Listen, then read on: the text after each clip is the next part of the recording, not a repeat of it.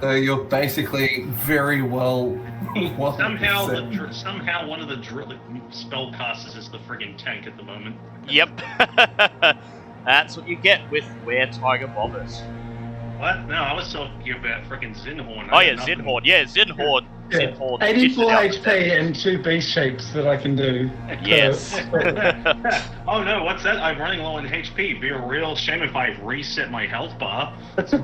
Welcome back, everyone. I'm Hello Kitty. Welcome back to another episode of Tomb of Annihilation. Before we begin, I will just put the prophecy picture back in the Discord because I assume you guys will probably be making use of that. But I think so, yes. But last week you finally made it to the city of Omu, a city that had been forbidden, a forbidden location during the height of the Cholton civilization, a place where even speaking of it was taboo, and for good reason, as the inhabitants of Omu, degenerates, turned away from the teachings of Ubtao, and the god Ubtao turned away from them. Although Omu today is abandoned, you discovered that it was no less dangerous, infested with all sorts of monsters, chief among them the Yuan Ti, and their de facto leader, the infamous necromancer Russ Nasi, the Undying. Perhaps the same entity that resides in Bobbitt's staff, known as Mr. Stick. Maybe something entirely different, or perhaps two sides of the same coin.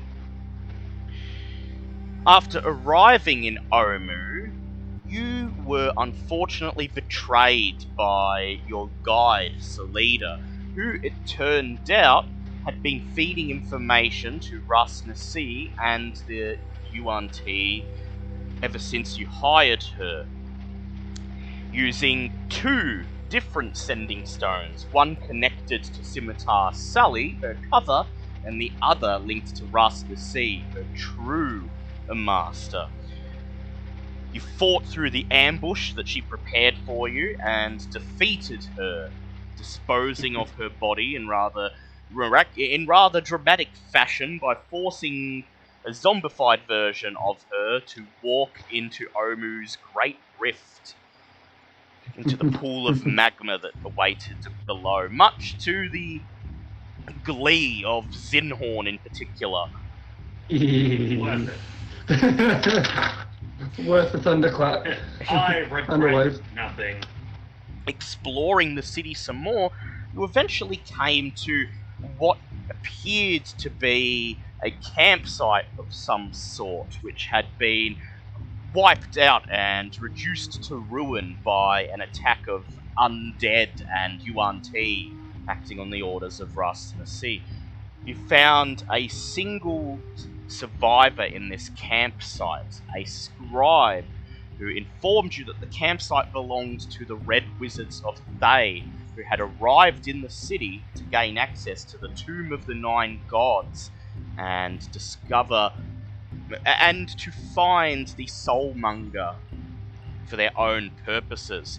He informed you, however, that all hope was not lost, as the Tomb of the Nine Gods could not simply be entered on a whim. The door granting access to the tomb in the northern part of the city requires 9 special puzzle cubes as keys to open.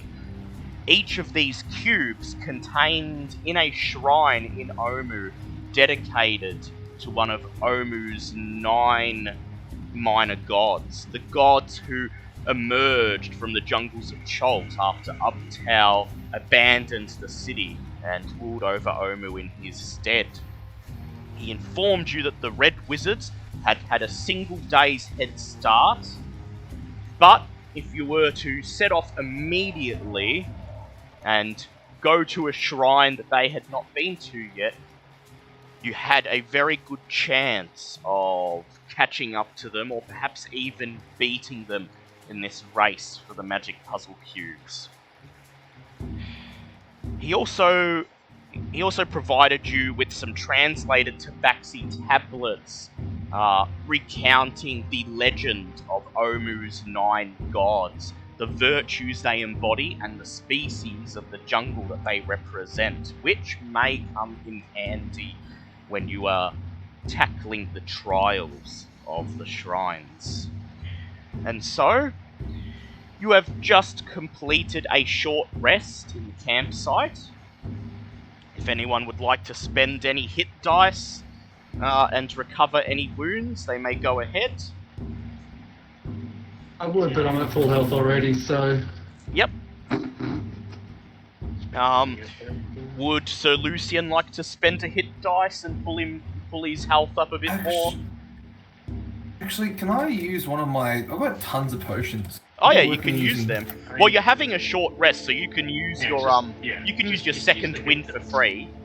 So you get 1d10 plus con. You get 1d10 plus con modifier for free because of your second wind.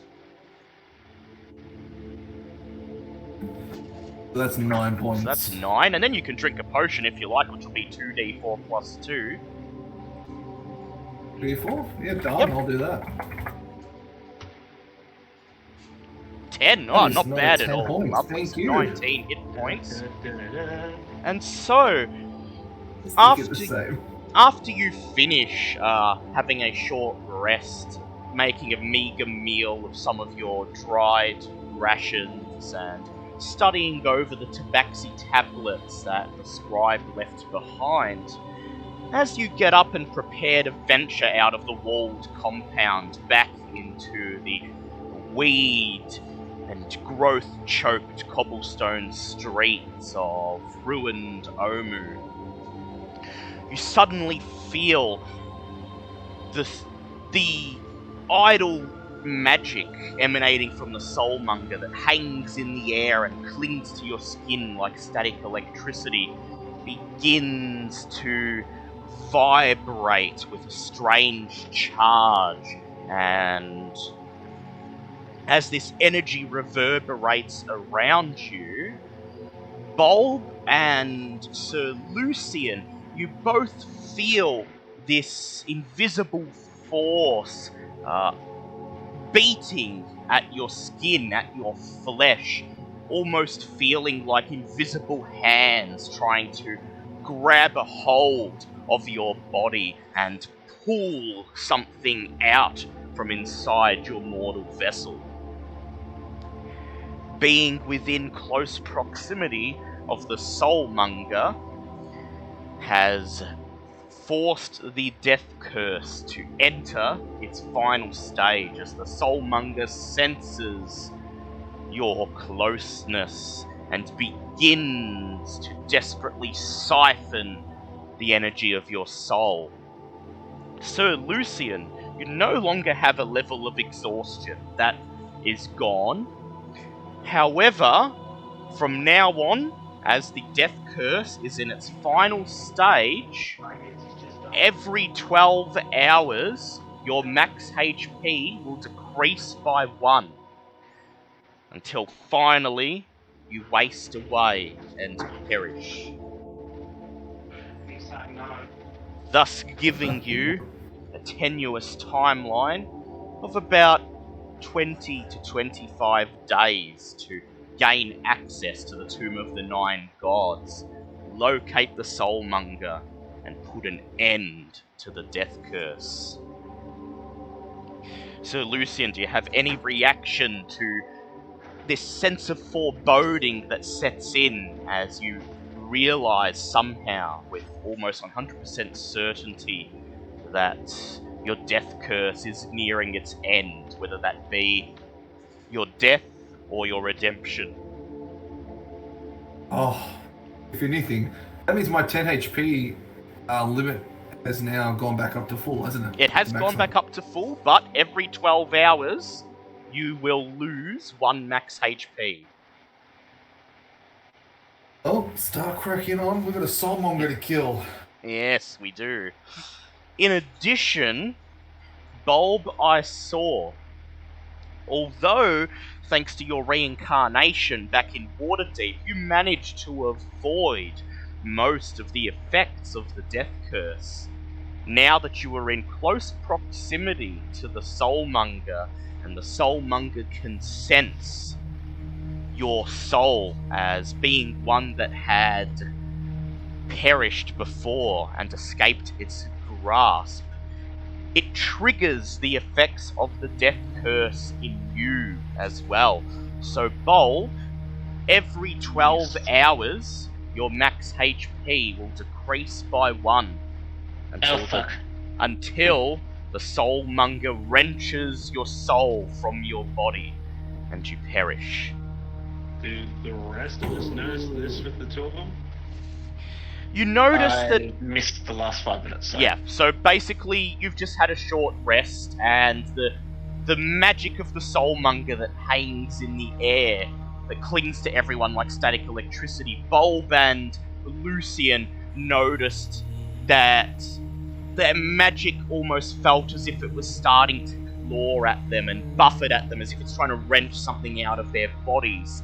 And both of them immediately were hit with this realization, this sense of utmost certainty that the Soulmonger was aware that they were near and that the death curse's final stage had come upon them.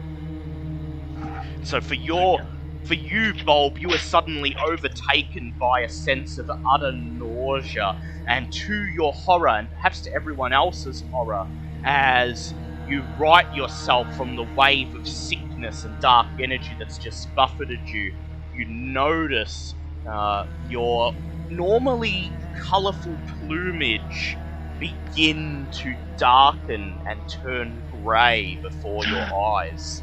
You bastard! Don't touch my plumage! Okay, cool. Okay. Only Death has no interest in waiting, no matter how you try to skip around it. Yep. Reincarnation helped you escape the effects of the death curse, but being this close to the Soulmonger, with your soul that has experienced the embrace of death, there is no escaping the death curse now. And so, the clock is ticking. You have 9 puzzle cubes to collect. Where would you like to go? It's bad, it's really Well, bad. Bob pulls out the map that Bobbit drew, and his suggestion is going to basically go by distance to start off with. So Kabuzan Shrine, check that one, then check Shagambi, Yep. then check...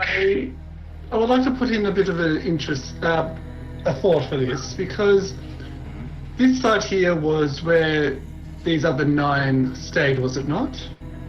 Yes, this is where the Red Wizards stay. No, I'm asking the party. Yes. So, don't you think they would have potentially gone to the closest one to here first? Should we not go to like maybe the second one to start off with? So The thing is, potentially, if they didn't think they were being followed, they may have left the closest one till last. And remember, their camp was attacked, and after the attack, they probably would have been in a rush to essentially regroup and then just probably put some distance between them and any more potential attackers, which would be an argument for why they may have gone to a shrine further afield as well. Violet has one suggestion. And so it points back in the direction of where Moa's shrine was. Maybe we could start with the one that no one's probably gone to yet. I mean, it's a giant rock in the middle of a lava pool. How many people are going to be dumb enough to get there? And we can all fly now. That is Well, true. Little friendo here has got a point. yes, but seeing as the what's it fucking called? Kabazan's shrine is literally just over the back of this wall.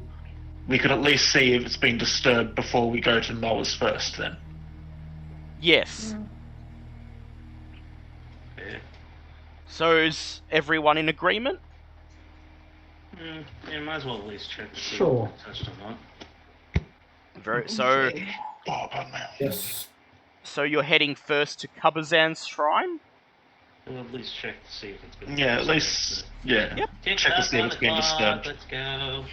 And so you make sure all your equipment is ready, do a quick spot check to make sure that you're not being followed by any more URT, and then I'm just gonna assume they're watching us the whole time now that we're here. passing the scribe's tent and hearing his loud snores, you briefly bid him farewell, thank him for his help, and then press on beyond the crumbling walls of the compound into the overgrown, ruinous streets and side alleys of Omu. Yes, Bulb? While we are heading to this one, I would like to send my shrubs to. I would like to send a team of shrubs to Unk's shrine. Yep, up here. And I just need to check whichever one. So I have still 2 perception and mini stuff. Yep, so 1 team of perception and stealth to Unk, Yep, and then 1 team of stealth and perception to the furthest one away, Which would be- Papa Zottel. yeah, Papa Zottel. Very well, very well. In that case, I would ask you to please make the perception and stealth checks for those shrubs now. Yep. Do you, Bella, do you have the what was written in the guards in the Yes, it's the in gatehouse? yes, it's in the gatehouse. Yeah, they're like, Yeah, I'll grab that for you as well. thank you. Okay. Waiting for the stat blocks to load Yep. up. Okay, so stealth. They got a 17, and perception. The first one got the first group got a 17 in stealth and a 10 in perception, Yep. and the second group got a 17 in stealth and a 9 in perception. 9 in perception. Okay. And so as you dispatch your shrubs, they all look at each other, and one of them says, "Oh man, this place looks deadly, right, Scoob?" And one of the other shrubs begins speaking up in an excited voice and says, "But dude, look at all these buildings just like lying around, dude. We could find a place to just chill and toke up." No chill. No time for chill. Chill later. Aww, they all say in unison as they disperse. Don't make Bobbit burn you. We're on the clock. And then I would like to send my other 2 stealth shrubs just to start checking houses. Yep, that's... Oh man, I they can say. still search houses, damn it, no matter how much you guys don't want me to. Oh man, they say with excitement. They say with excitement as they look at each other, and one of them says, "We got the whole house to ourselves, dude," and then they shuffle away, ready to begin their explorations. And so you travel to Kabazan's shrine. I would like somebody to please roll a d20 for the encounter check. Because every time you travel somewhere in Omu, you can get a random encounter. Oh. Okay, someone else do that. God's sake. Because I'm not trusting my rolls. 5. 5, no encounter. But as you travel through Omu, the abandoned buildings, the gnarled vines and jungle trees cast twisted shadows, shadows that you half expect to move and jump out at you at a moment's notice. Anywhere the Yuan Ti or the forces of Rasnasi could be watching. But nothing jumps out at you for now, and you soon reach your destination of Kabuzan's shrine. And I will just... Sorry you have to bear with me like last week. This is a quite open-ended chapter, so I have to constantly be flipping. That's fine. Gives you time to try and read up on this stuff with Kabuzan. Yeah, you put up with me when I had to do chapter 4, so. Yep. Yeah. Kabuzan's shrine. Now, you recall the Tabaxi tablets, and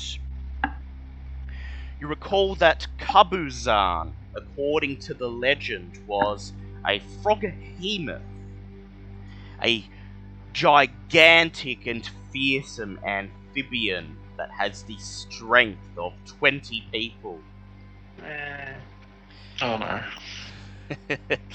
And furthermore, and this is what hangs in your mind as you approach Kabuzan's shrine. A rectangular pool of murky water stretches before this vine-draped shrine. Roped bridges that once spanned the water float on the surface, tangled with other debris. The shards of a toppled monolith form stepping stones to the middle of the pool, where a statue of a stone frog rises above the water. Oh, good. My statues. Guys, on the writing on the wall, someone wrote "Beware the frog monster," so just keep an eye out. Oh. Oh, good.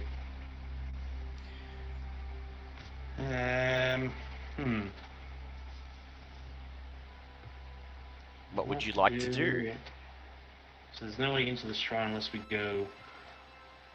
Well, not necessarily. You could walk around the pool of water and simply go to the shrine. However, you do notice that the shrine appears to be enclosed within a rather sturdy-looking stone wall, and there is a large metal gate barring entrance.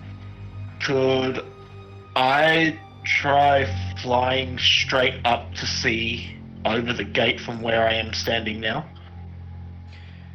Yes, you may.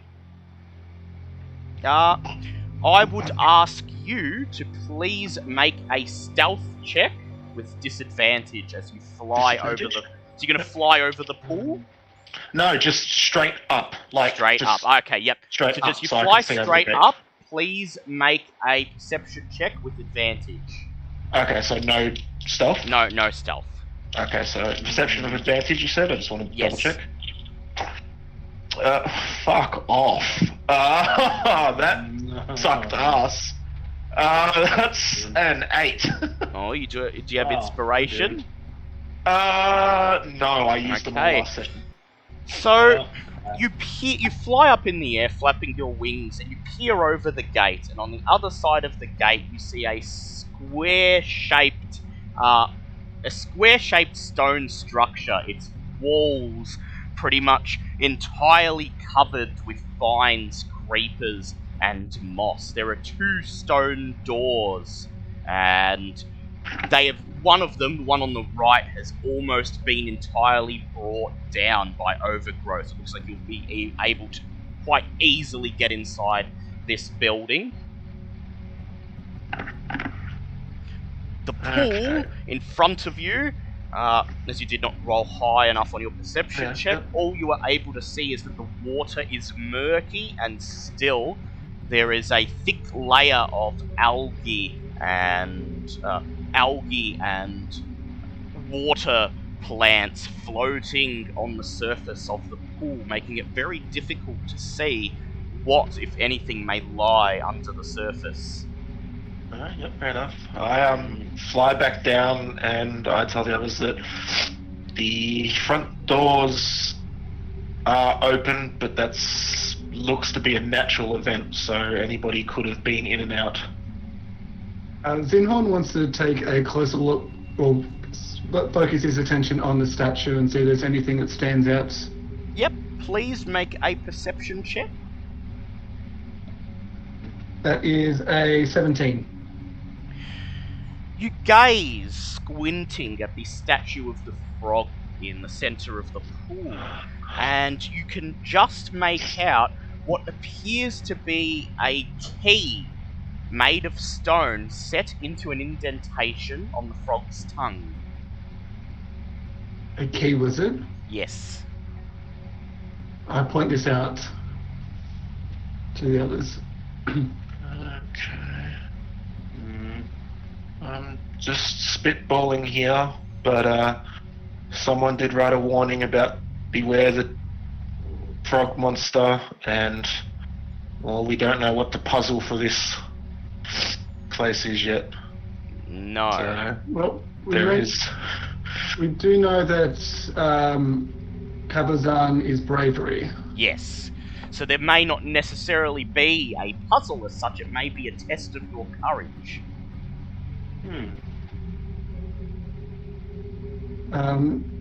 So I was going to say, the second we start talking about tentacles and whatnot, I think Bobbitt's going to just start ritual casting water breathing for the group, just as a... Just in last case resort. something pulls you under the water, yes. Yep. Zinhorn wants to just go down, steps down to the edge of the water, Yep. and keeping his eye just on the surface of the water, scanning to see any motion, any movement. Yep. Zinhorn, as you step close to the edge of the water, I would like you to make a perception check, please, with disadvantage. This water is incredibly murky. That is 10. 10. But an 18 of passive Yep. perception. You step onto the edge of the pool, onto the start of the collapsed wooden rope bridge, and try to peer into the depths of the water. It's hard for your gaze to penetrate the murky surface, but you do see the shadow of a froghemoth underneath the surface of the water.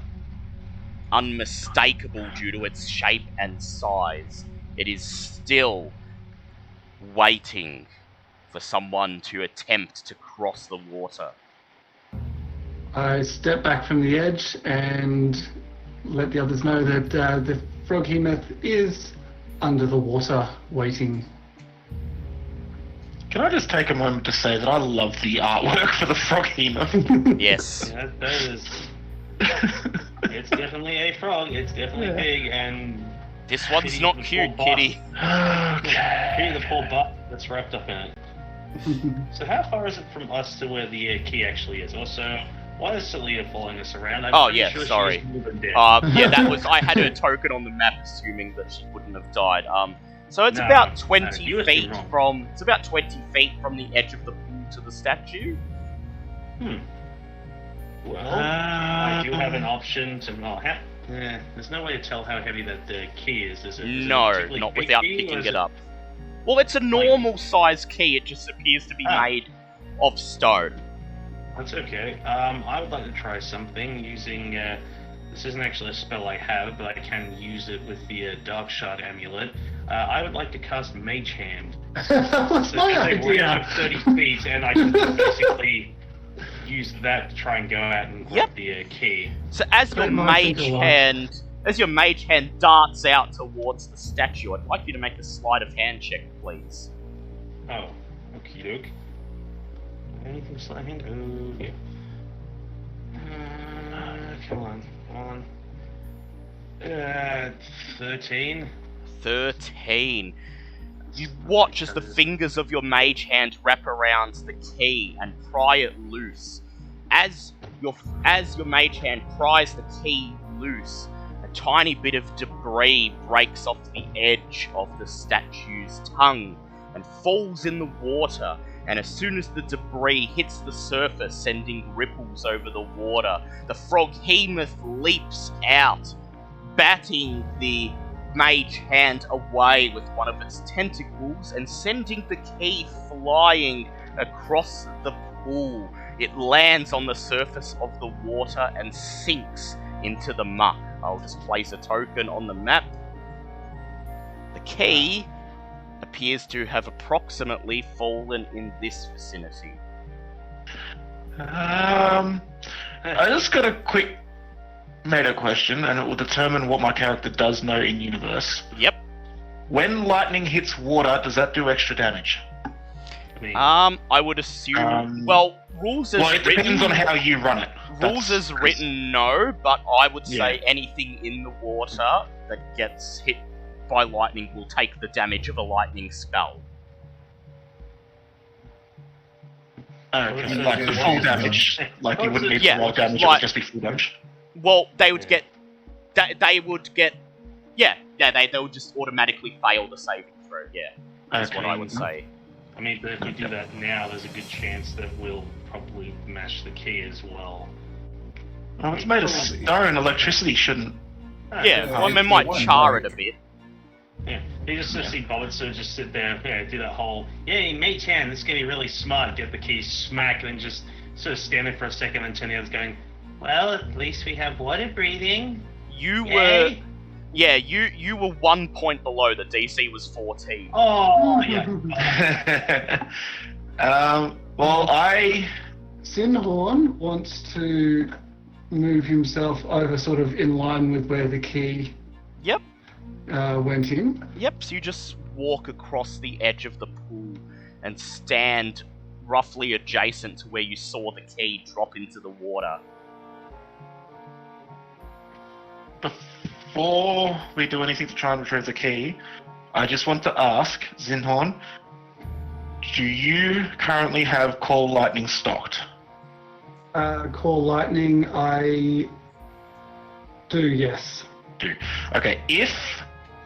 I'm not saying we start off with this, but if we come into the situation where we do actually need to fight the Froghemoth, would it be advisable for us to both cast Call Lightning to try and hit the Froghemoth before it gets out of the water? The only downside to that is it does cast a big cloud and the wizards will know exactly where we are. Well, it's If just they're looks paying good. attention to that. If they're paying attention, but they will definitely hear a thunderclap. Yes. But it just still looks like as well that they already kind of know we're here because of Zinhorn using Thunder Wave before, so they kind of know we're here. Yeah, I kind Yeah, of gave up our that's- position. But that is still over near the lava. Yes. The lightning coming from a cloud 100 feet in the air would pinpoint our position. So if worst comes to worst, do we want to use lightning spells to try and down the Froghemoth fast enough that we can get in, get out, and be gone before any wizards potentially get here to investigate? Because Because I I'm do also... have 2 ideas on how to retrieve the key as well. Yes, well, yeah, I'm just trying to strategize just in case they go Yeah. wrong and the Froghemoth attacks. Uh, 'Cause, idea yeah, number 1 for getting the key is be shaped into an octopus. Yeah, but that thing's gonna go at you the second you touch the wall, though. Yeah, that's the thing. Like, I do get advantage on stealth. Number 2 is water elemental. And here's an alternative method that you might like. Which is? Yes. Who's got a extendable pole or a No. of some kind? We can't don't. see. We can't see under the water. And we don't know how deep it is. Yeah, you don't know so- how. Yeah, well, if you knew how deep Yeah. the water was, and if you knew exactly where the key was, yes. If an extendable pole, you could fish it out, probably. We don't have one. But- The other problem is, as soon as anything touches the water, the froghemoth knows exactly where it is. Yep. Your water elemental potentially has good merit in that it may not actually make a ripple in the water when it merges with the water. The only thing is, in order for me, like, Summer Elemental is a concentration, which means I would not be able to do the Call Lightning as well. Ah, that is true.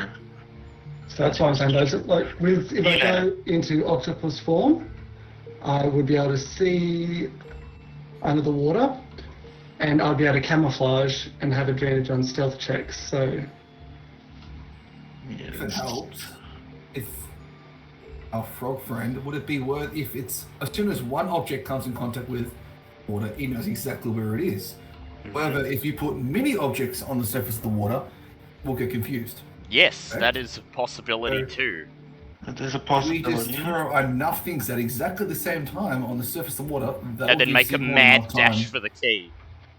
Correct.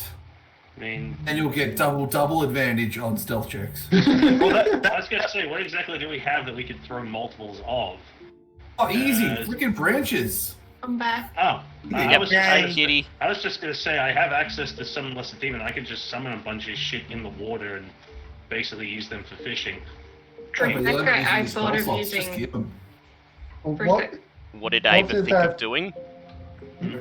I thought of using cauldron of arrows, but it probably Ah, wouldn't. well, it seems to be, from what you've seen so far, that as soon as anything disturbs the water, the froghemoth will go make a beeline straight for it. We Well, should fire multiple arrows. The thing is, we just need to make enough of a motion that Octopus Zinhorn, Octazorn, Octazorn. is not noticed when he makes a ripple going in. So I pull out my bag of seeds. If each of us takes a handful of seeds and throws it roughly in this area, we might distract it long enough for Zinhorn to get in and out. I would like I'll either throw a- Zinhorn or if you want. Bulb or Ava to do a nature check, please. What is my nature? Sec, what is mine? Sorry, guys. Well, nature's the one that I have proficiency in, so I've got Mine's 5. I've got the 5, okay. So Ava can probably do it. Ava, unless you can Zinhorn- do a nature check. That is 14 plus 6. 14 So, plus 6, not bad, yeah, 20. so 20. So, you're thinking of how to distract the froghemoth when, with a spasm of horror, you realise that froghemoths are amphibious, and that the froghemoth, if it is so inclined, can quite easily leave the water. Yeah. Yeah, I kind of guessed that. It's just that it hasn't made a move Yeah. to get out of the water yet. I had to come out, but also we do have a little bit more advantage on the water, out of the water than we would Yeah. fighting in the water. Yes. That's true. Absolutely. So if it was to come out to attack us, we would at least have a better chance. But Bobbit has cast water breathing on everyone, so if you are pulled underwater, at the very least you'll be able to breathe. Well, I guess it sounds like we're gonna have to fight this thing. Am Not I correct necessarily. in? I'm asking the others, Yeah. Oh. like with what we are thinking at the moment. They're disorientated enough Mhm. to at least give ourselves a fight. I mean, we don't. There has to be a way around this where we don't have to fight this, because if we've got like potentially I just eight realized something. places to go with, we're gonna get the shit kicked out of us by this. Would you guys like me to conjure animals and just send a heap of animals into the northeastern part of the pond? We only need to take. I we can only need the summon- key, don't we? That's it. Yeah, we only need the key. I can summon 8 low-level water creatures to fall into the pond and swim around, potentially Yeah. distracting it. Yeah, and it could Or just... maybe it'll think it's food. Yeah. Yeah. Pretty much. You say hot shots. Oh no, just That was, donut. that was similar to what I was attacking. thinking with the demons one, but that makes sense. Yeah. Well, the thing is that Okay. animals might be a better choice because the frog behemoth would actually maybe recognize them as animals. As food. As food, yeah. But also, your demon one is kind of random, isn't it? It could be one thing, it could be many Yeah. things. Yeah, you got. Like I said, that's a random idea I was putting out there. No, yeah, Let's fair go enough. with the animals. Yeah, I'm just looking up what I can summon that might stand a chance of, surviving half a second. Well, we don't need more than half a second, hopefully. That's true. How many can you summon? I can summon. That's 8 beasts of quarter or lower. So I can summon 8 giant frogs. You can pick where they go. Yeah, I can within 60 feet of me. I assume you would just want to dump them on the opposite edge of the pool to send Yes. the frog behemoth Yeah. over there. Yes, Sort of scatter them around that top edge over there so that they. I'm Alright. going to summon 8 giant frogs and just have them in this area, just randomly fall And into at this the area. same Yep. time, I become octopus. Yep. So, Right. Bulb raises his hand in the air, and there is a whisper of the wind that blows throughout the courtyard of the shrine, causing slight ripples on the surface of the water, and then a crowd of giant frogs materializes. Bulb silently directs them to leap into the water from the opposite edge of the pool. They jump in, and as soon as the first one hits the water, you see the vast shadow of the frog behemoth dart over towards the opposite side of the pool with frightening speed. And you see the tip of a tentacle lash out from underneath the water, wrap the giant frog around it, crushing it to death instantly, and pulling it onto the surface. You have a scant few seconds to retrieve the key. Zinhorn turns into an octopus and drops off the ledge into the pool of water. Zinhorn, I need you to make a perception check to locate the key, please. Perception. The fact that killed a frog in one hit is scary because a frog has 18 hit points. Yep. Yeah, no, this is Perception, that is a 17. You look around, and soon your octopus eyes adjust to the water, and you see the key lying at the bottom of the pool, about 30 feet down. What is your swimming speed? Swimming speed is 60. perfect. 60? So Yep. done. So you swim 30 feet down, wrap the key in one of your octopus tentacles, and then dart back to the surface, wild shaping back into your normal form and scrambling out of the pool. Just as you do so, the commotion on the other side of the pool becomes silent as the frog behemoth quickly dispatches the final giant frog and becomes inert once more. Hooray! Now all we have to do is get across the pond without it murdering us all. We can just, go around the pond at a safe distance. Yep. Well, as long as we don't touch the water. Or Yeah. Well, that's true. Yeah, just go around to like the left, so we're away from where this. Yeah, from the Yeah. frog behemoth. And that Yeah. was one wild shape use. Okay.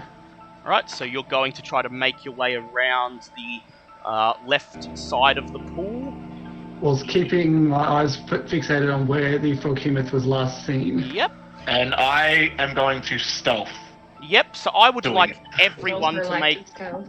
I would like everyone to make stealth checks, please. Bulb, you may make yours with advantage. That was a nat 20, so 20. Lovely, Please don't yep, make me Ava do is fine. stealth. Please don't make me do stealth. 24. 24. Can I just wait and not go with? Because I feel like Alright, the stealth yeah. idea is gonna fuck with everyone. You can wait. That's a 21. 21.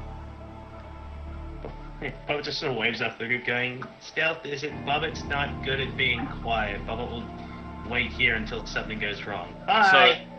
Is he counting it as a group though? Because it'd still be a group pass. Well, I'm going to make it if anyone fails, that will break the group stealth. So, Lucian, will you be going along with them, or will you be staying behind with Bobbit so that you don't interrupt their stealth?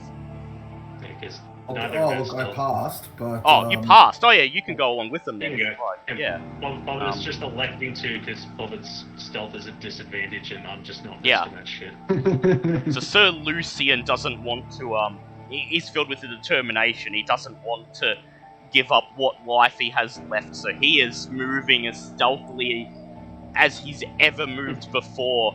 And so Zinhorn, Bulb, Ava, and Sir Lucian slowly make their way around the pool until they are face to face with the gate on the opposite side, leaving Bobbit behind.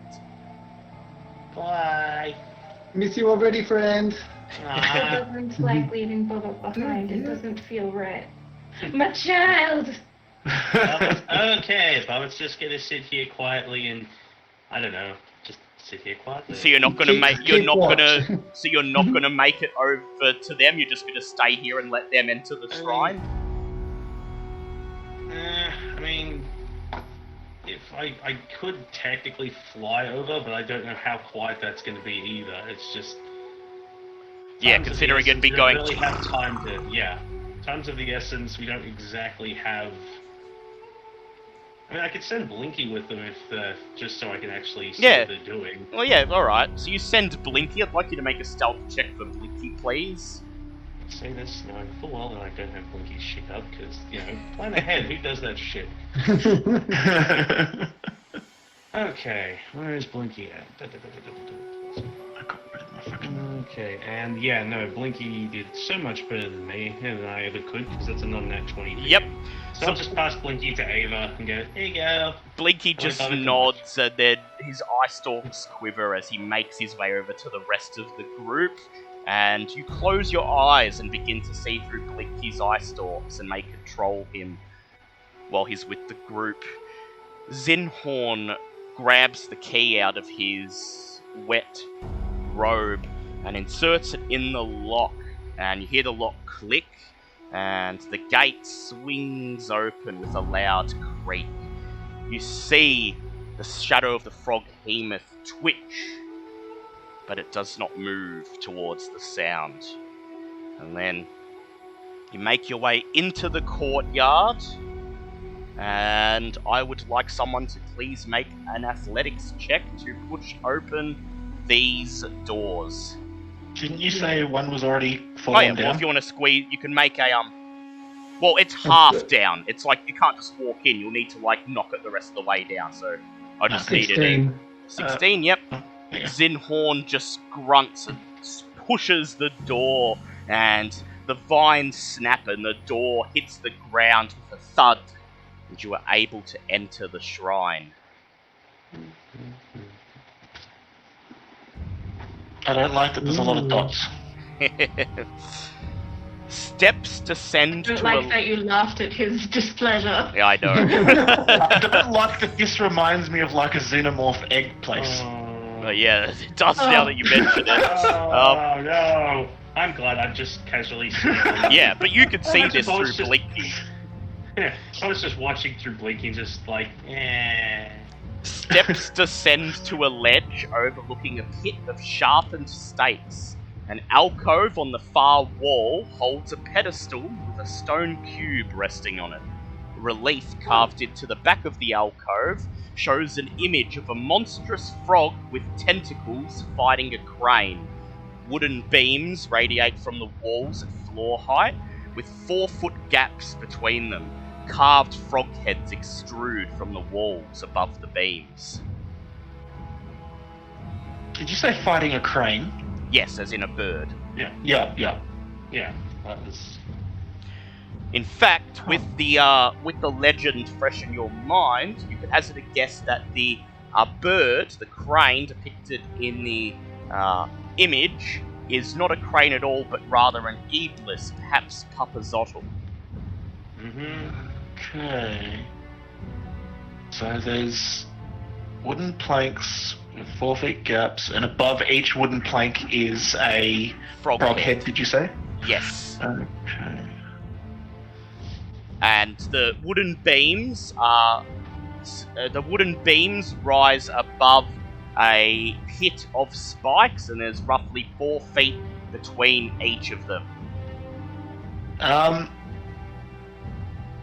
Probably doesn't say in the book, but how high are the frog heads above each plank of wood? They're right up on the roof, so at least 10 feet. So just so you know, on the map, these are the wooden beams around the perimeter, and the spikes are in the middle. Okay. I do have a flying carpet. You do, yes, if you'd like to just fly over the...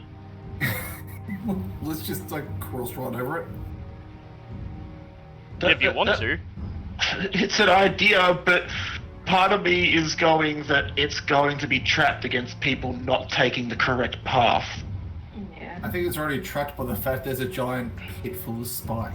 Can I look at the roof and see if there's any openings in the roof? Make a perception check, please. Oh, God damn it. That's an 11. You look up and try to see if there's an opening amongst the twisted vines and overgrowths. You cannot see any. Okay, before Sir Lucian, Ava, or I stupidly, or Zinhorn stupidly try to fly directly over the pit to the cube, I'm going to summon my wildfire spirit, but this time it's going to be in the shape of a bat. What lovely. And I would, Yeah, you could do that. yeah, I can change what it looks like. I choose what it looks like when I summon it. Your I just dad's chose gonna be Sned because disappointed. that's... What was that, sorry? Your dad's gonna be disappointed. Well, I could pick Sned, but I don't think he's going to be able to fly. Oh, that is a derpy face. And then I'm just going to send it straight over the middle of the pit towards the cube. Okay, I'm just gonna mark it. Yep. So you call forth your wildfire spirit, which appears as a bat, and the bat looks at you and it says, "Yip, yip," before it begins to flap its wings and fly over the spike pit to the pedestal on the other side, and nothing happens.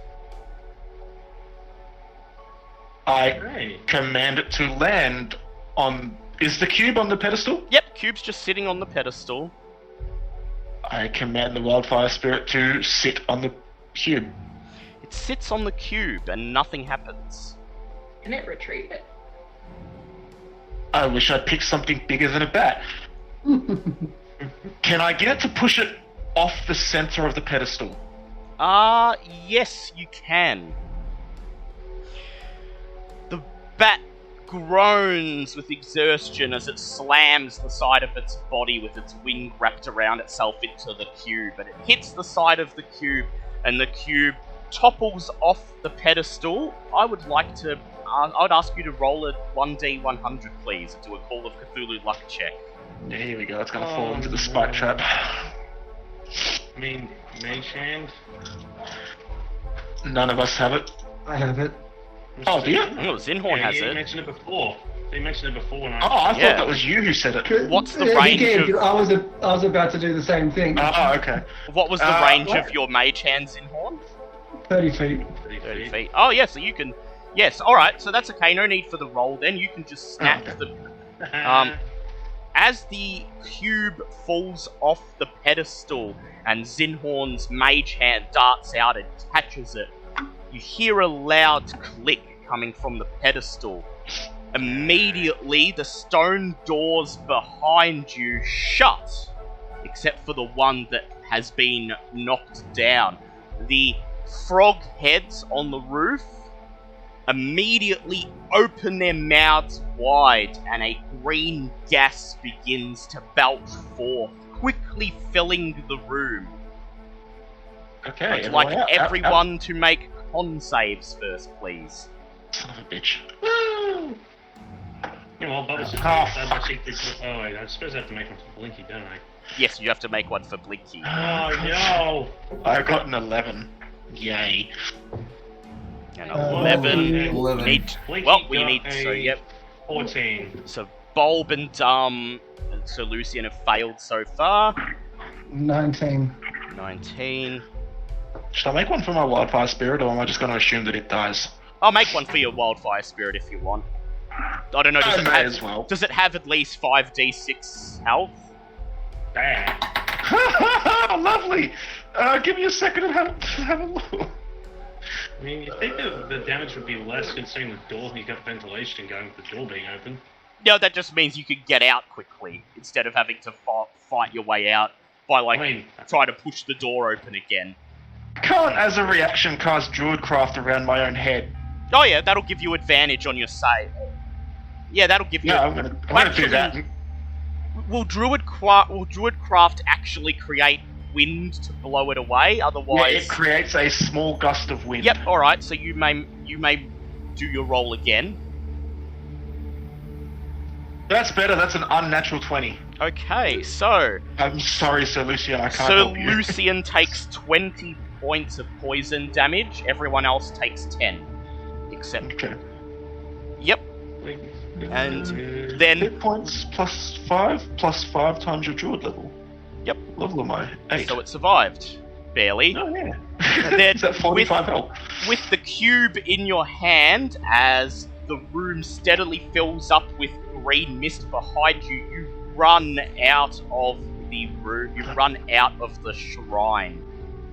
The gas begins to billow out through the open doorway, but as it does, it heads up into the air and quickly disperses. You have the cube. I have many questions about how this gas works, but okay. don't worry about it. Well, it's a magical gas trap, so it's Yeah. only supposed to be active in the Well, you shrine. explain anything in D&D. It's magic. Yeah. Yeah, don't worry If about there's it. any Okay. point where something doesn't make sense, a wizard did it. Yeah. 35 HP. So now that you've got the cube, I can tell you what just happened. Yep. So if you'd gone up and examined the relief on the back, you would have found a passage into Backsea that essentially says the courageous give and take, with the hint being that when you take the cube, you place something of equal weight on the pedestal. Literally wanted us to do Yeah. the trick. Yeah, Ah, well. but now you have to get back around the pool. So would you like to go back the way you came?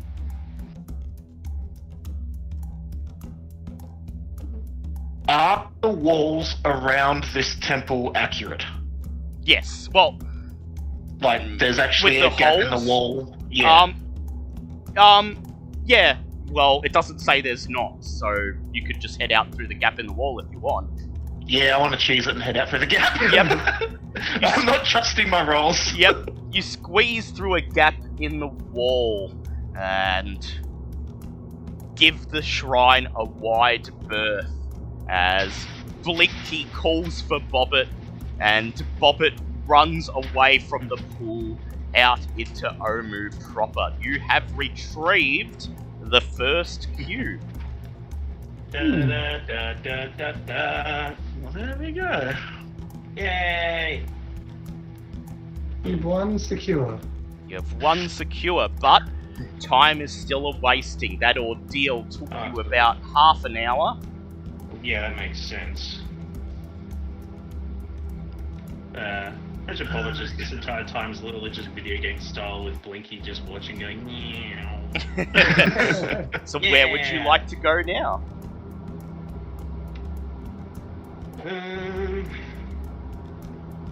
Well, we obviously still have. If we're going by distance, then Shigambi's Shrine's next. Next Though up.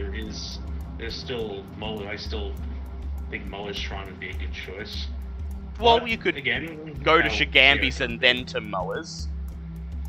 How does everyone else feel?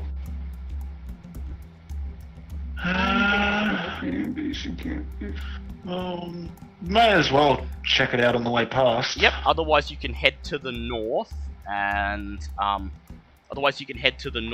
head up to the amphitheater. It's entirely up to you. Stop pushing that idea. So you'd like to go to Shagambi's next? Yes, we may as well act smartly on this. Very well, very It well. already took all my willpower not to fight the froggy, just because it's really God, interesting. no, we're not fighting shit because it's there. I know! It's CR15, I wouldn't have fought it. Just for those playing at home who don't quite understand Yeah. how CR15 works, the young dragon we fought was that one that murdered two Was of us 10. and could have easily killed the rest of us. Yeah, there you go. That was 10. That froggy would have eaten a lot of us. Do we feel better now? Breathing a sigh of relief as you leave Kapuzan's shrine behind, you make your way back through the walled compound and cross the main cobblestone street, heading towards Shagambi's shrine. Who'd like to make an encounter check?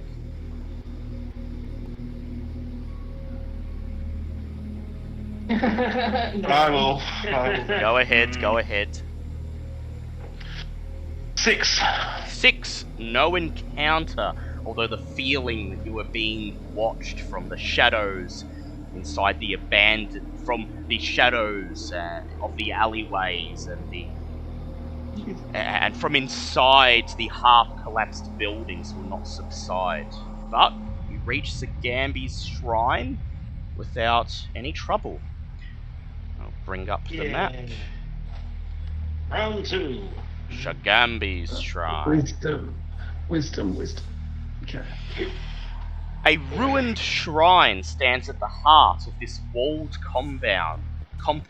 Tall monoliths flank the entrance, decorated with images of a jaguar with 6 snakes sprouting from its shoulders.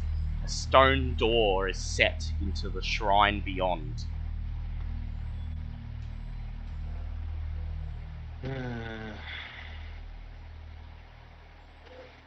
What would you like to do?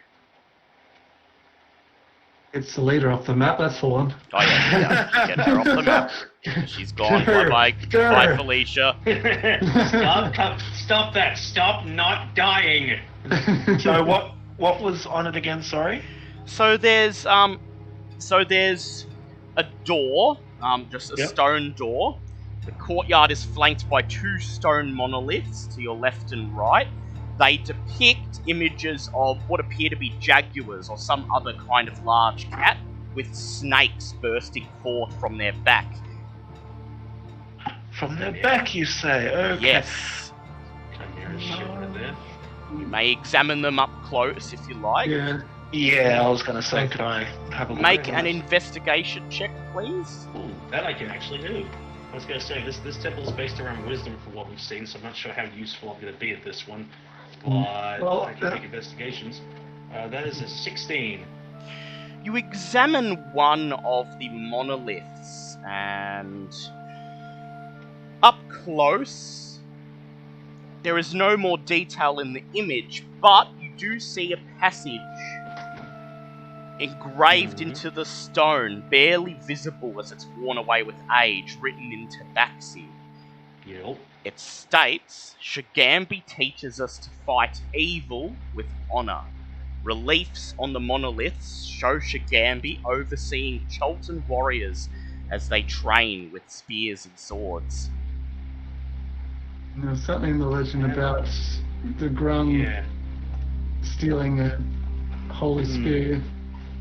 So could I roll an intelligence check to see if I can work out how this would work moving forward? Well, Zinhorn already said it. It seems to be calling back to the legend where a Grung stole a spear from Shagambi.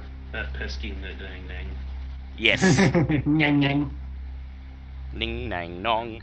Shagambi the Kamadan forgot all about the Omuans and chased Neng Neng the Grung forever across the sky. So is there like a door on the front of the... There is a big stone door. And is there any sort of like markings on it or... Nope, it's just a plain stone door and it appears to be steadfastly shut. There don't appear to be any other entrances, but you can feel free to check around the perimeter if you like. Can I do a nature check to see if I know what a Kamadan is? Yes. That's better. That's a 19. Okay. You stare at the image and think of what a Kamadan is. You recall that it is a cat-like creature from the jungles of Cholt. Kamadans are otherwise identical to leopards, except for the additional 6 snake bodies that protrude from their shoulders. You recall reading how they hunt, their typical hunting strategy being to use their sleeping gas breath weapon to knock their prey unconscious before moving in for the kill. Also recall that each of the 6 snakes are also venomous. So this is going to be a sleep trap, maybe? Well, if that's the case, then I'm Well, probably the Shagambi best was a Kamadan. if there is sleep involved, because Yeah, you're I an can't elf. be put to sleep. Yeah. Yeah, you can't get. Yeah. No naps for me. Oh, but like snaps.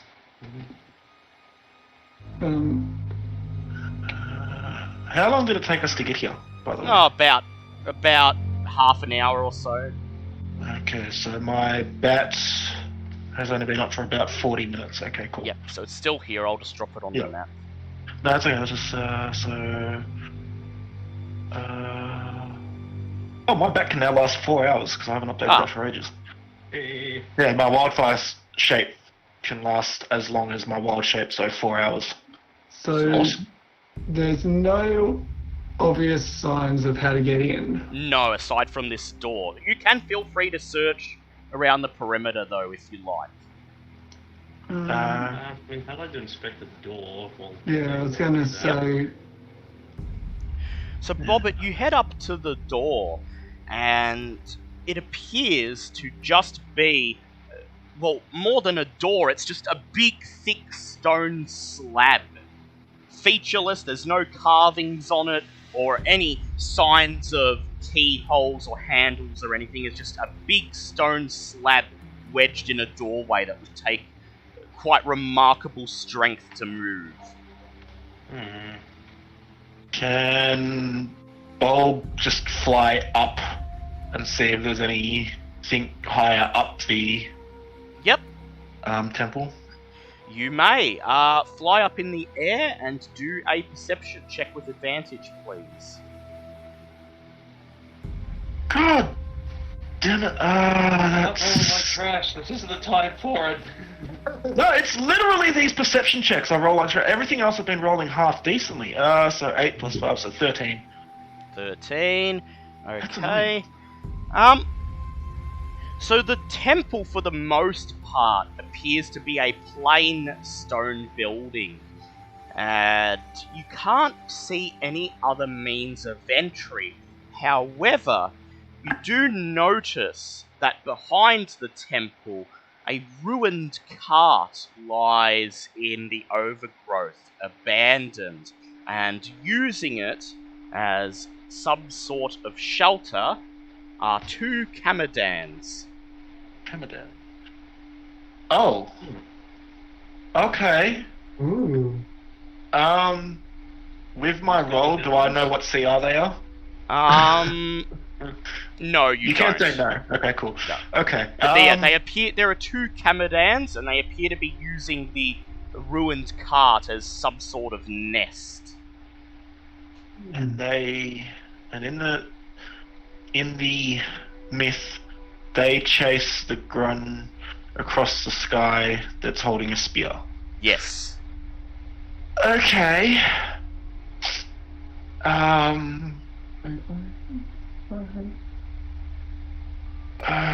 Okay. Well, I'm going to stay away from them. So, do we just want to muscle the door up and hope nothing goes wrong, or do we want to try our chances with calming down potential hostiles? It's entirely up to you. What? So wisdom. So this one is wisdom, isn't it? It claims to be, but the Claims to be. inscription on the monolith says that Shagambi teaches you to fight with honor. vote of honor. Anyone wants to just go over to the door and just place his hand on the door? Yep. So Zinhorn, you walk over to the stone slab and place your hand on it, half expecting to activate some sort of trap, but thankfully nothing happens. However, as you press your hand into the stone, you can feel that it is remarkably thick and heavy. Could we maybe ask the Camadans if they know how to open the door? If you want, if you think they'll answer. I'm just spitballing ideas while we're here, because, you know, obviously brute forcing the door sounds like the easiest option.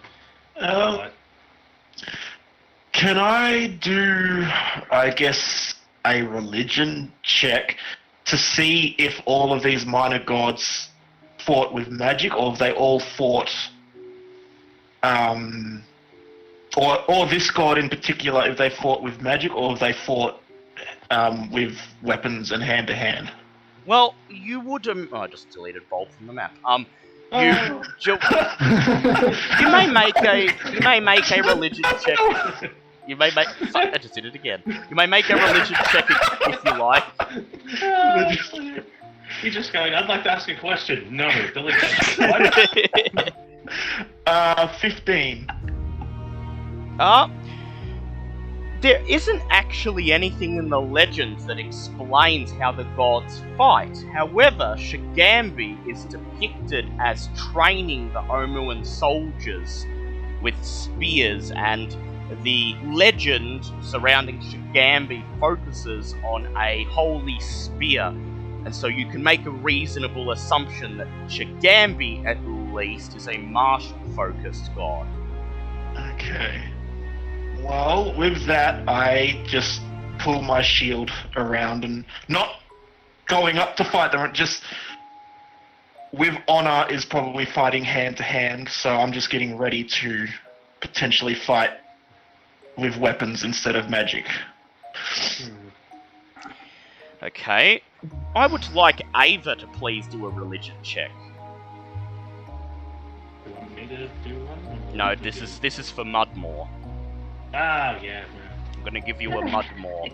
Here it is. Robert doesn't want to talk to Mudmore anyway. Mudmore's mean to her. That is 16.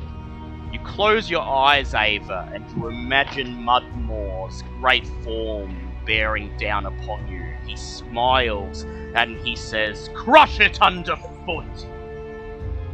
That was very direct for Mudmore. Crush it underfoot, okay. So just punt the fucking door in it, okay? Unless he's being literal. And unless he means fight the challenge. Yeah, but it is Mudmore. Yeah. It's up to you how you'd like to interpret it. Is there anything around that has a foot? No, probably. Well, with the size of this door, the only thing that would be able to crush it underfoot would be a giant, you think? Would the door be able to crush it? Well, if you could break the door down. Maybe they just want us to fight the Camadans for the right to enter. I'm thinking that's what it is. Yeah. Because it is fighting with honor, so... Alright, so you want to head around the back? Exploring my options because it is Mudmore. Yep. Yeah, so you want to head around the back and fight the Camadans? I feel like there might be something in that cart as well. I don't want to do this, but I suggest what? Underfoot? What? Crush it. It might be crush this challenge underfoot.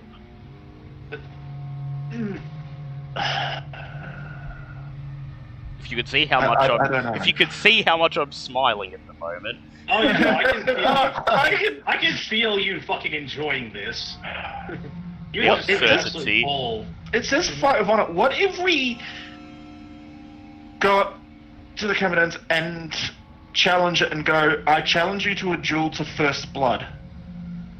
Would you like to? So, I'm asking the group oh, yep. what they think about that.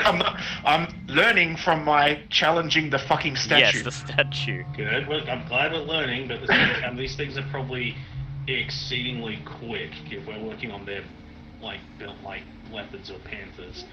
Is it a things or a thing? It's a things.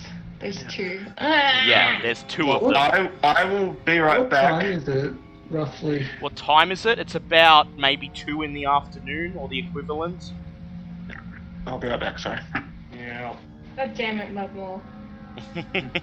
Just crush it underfoot. Yeah, that's great. You want to point out what it is, you're just going to be continuing to be just unhelpfully cryptic. That's what he does. Yeah, He Mudmore relies on and his frickin' oracles to Rasmus- decipher me. Yeah, Mudmore and Rasmussen could sit and have a whole goddamn Alright, conversation. we'll go and get with what that- Ava would think. Hmm. So What if would- we're going Yeah. by what Ava would think, she would be like, crush it! Pointing at the Yeah. door. Why? So we're going through the door, are we? Yep, so you're gonna attempt to open the door. Very well. So this door is incredibly strong. Only someone with a strength of 16 or higher may attempt to open it. Well, hi there. I have a strength of 15. I was gonna say, I'm just gonna look at Lucy and go, "Wanna push your door?" Alright. So Lucian nods and the two of you press against the door. Bobbit, please make an athletics check with advantage. Oh, with advantage. Well, I mean, I just rolled a 19, so I don't know how I Ah. can go better than that. Yep, well, so 19 Lucian's plus helping 3. you. Yep. Oh, yeah, well, either way, it's, 19 plus 3, so... Boom! So Lucian presses his shield against the door. So you push it and punch it with your new were-tiger strength. And as you punch the door, it begins to shake and rattle and cracks appear. And then you I was gonna roar, say- "Rah!" to rush I at was it. gonna say, punch- imagine Yep. Xenon's probably watching this going, why is the child going up to the door? Oh, what the fuck? And then you summon all your strength, and with a scream, "Ah!" you punch the door. No, kick the door. And then Kick you the door, kick kick the the door. door, kick it. You kick the door, and an indentation appears at the side of your foot, and small cracks appear, and they slowly spread throughout the slab of stone, which crumbles away. Woo! Knock, knock! Yeah. Then one just looks over and goes, okay. Yeah, just has learned to stop questioning Bobbit at this point. Okay, I'm back. Yep. Oh, how did we get in? What? Kick the door down. Bobbit Oh, kicked it. Literally kicked the door down. Yeah. Okay then. Oh, I said crush it underfoot, so... No, fair enough. Yeah, I want to ask, was I Uh, meant to get her to kick the door?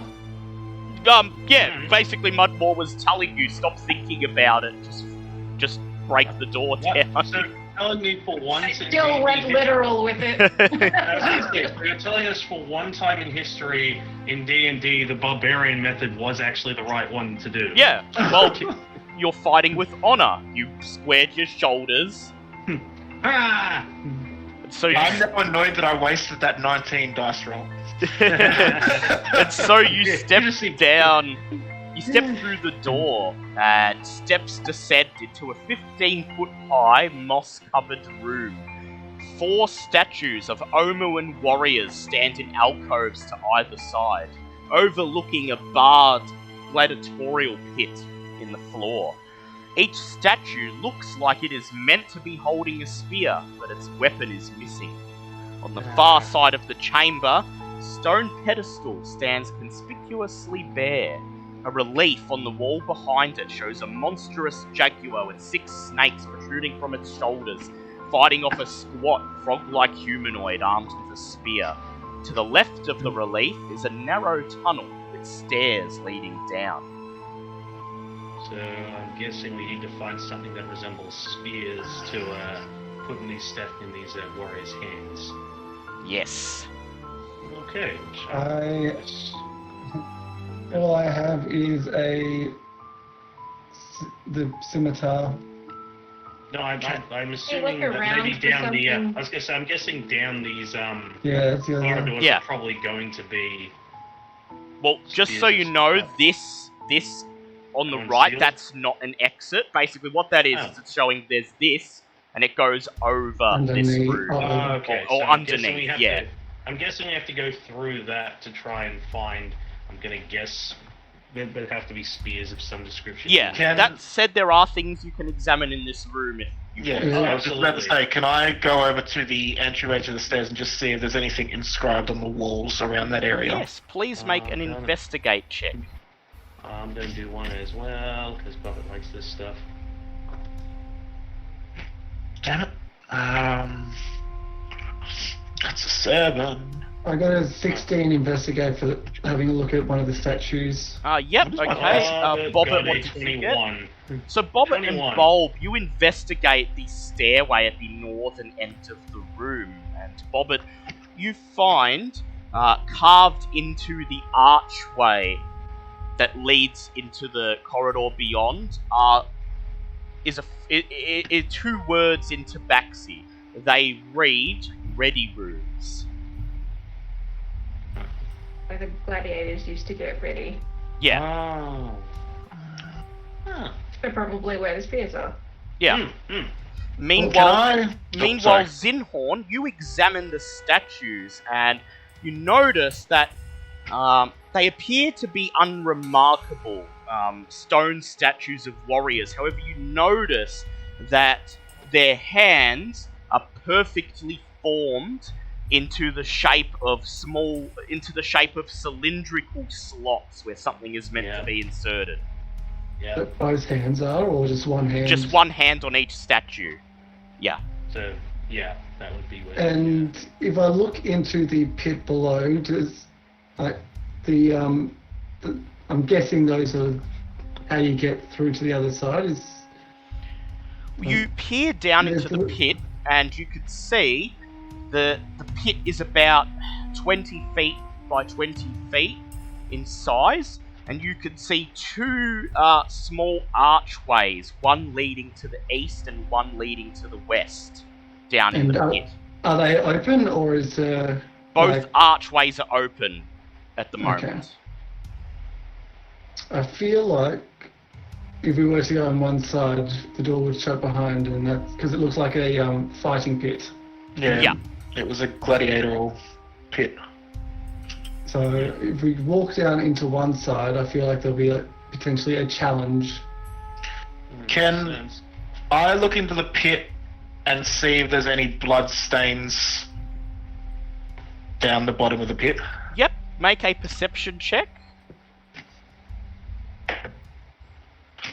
18. It's hard to tell if they are bloodstains or just dirt, but there are a number of dark brownish patches all over the bottom and the bottom of the walls and across the floor of the gladiatorial pit.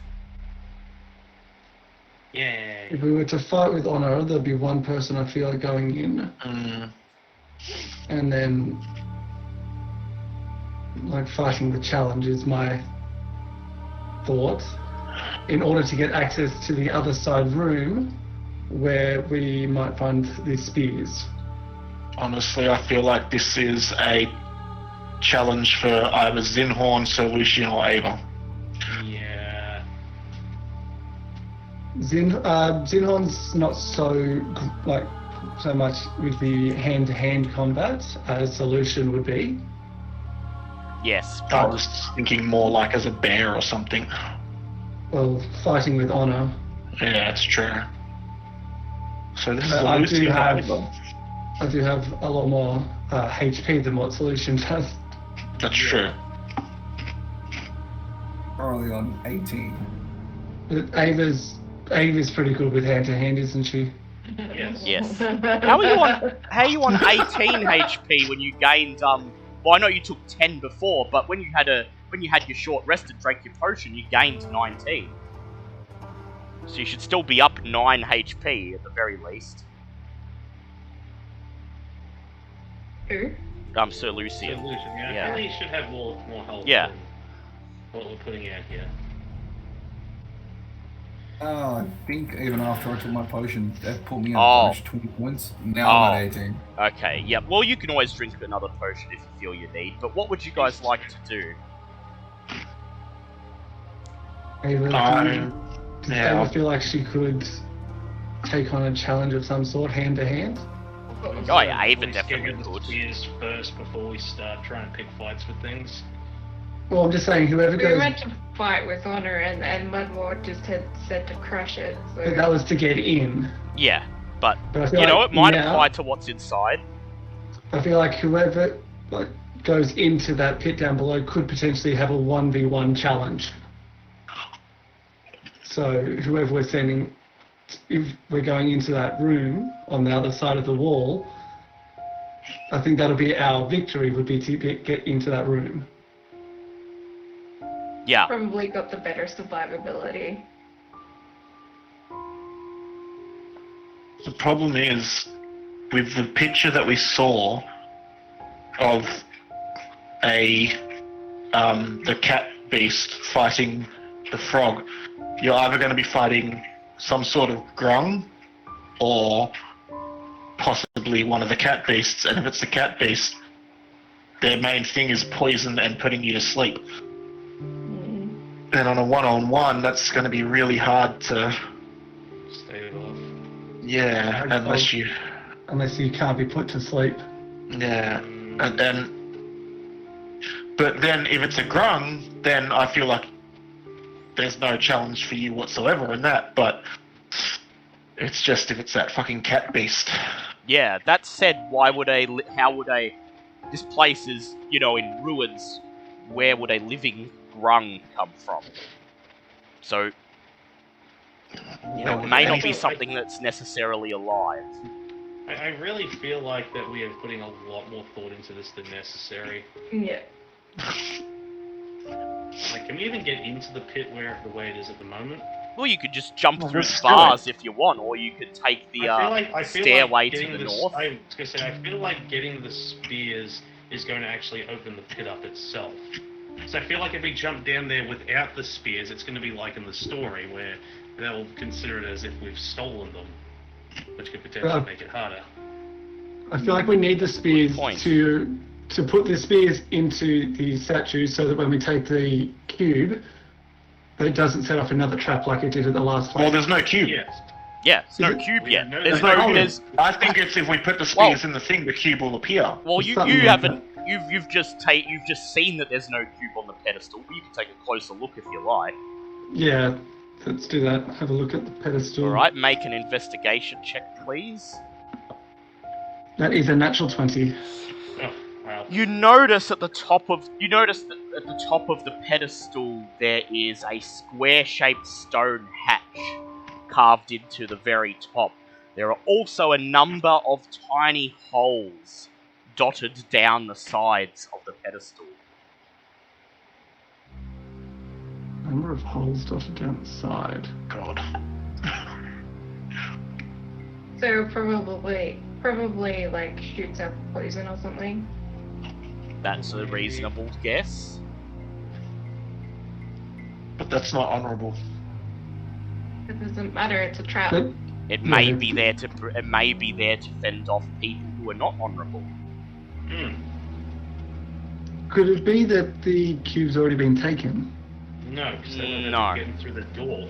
Yeah, the door was sealed, so Hmm. I mean, if you want to try to pry that square-shaped hatch open, you can attempt to. No. I'm not stealing no. from this place.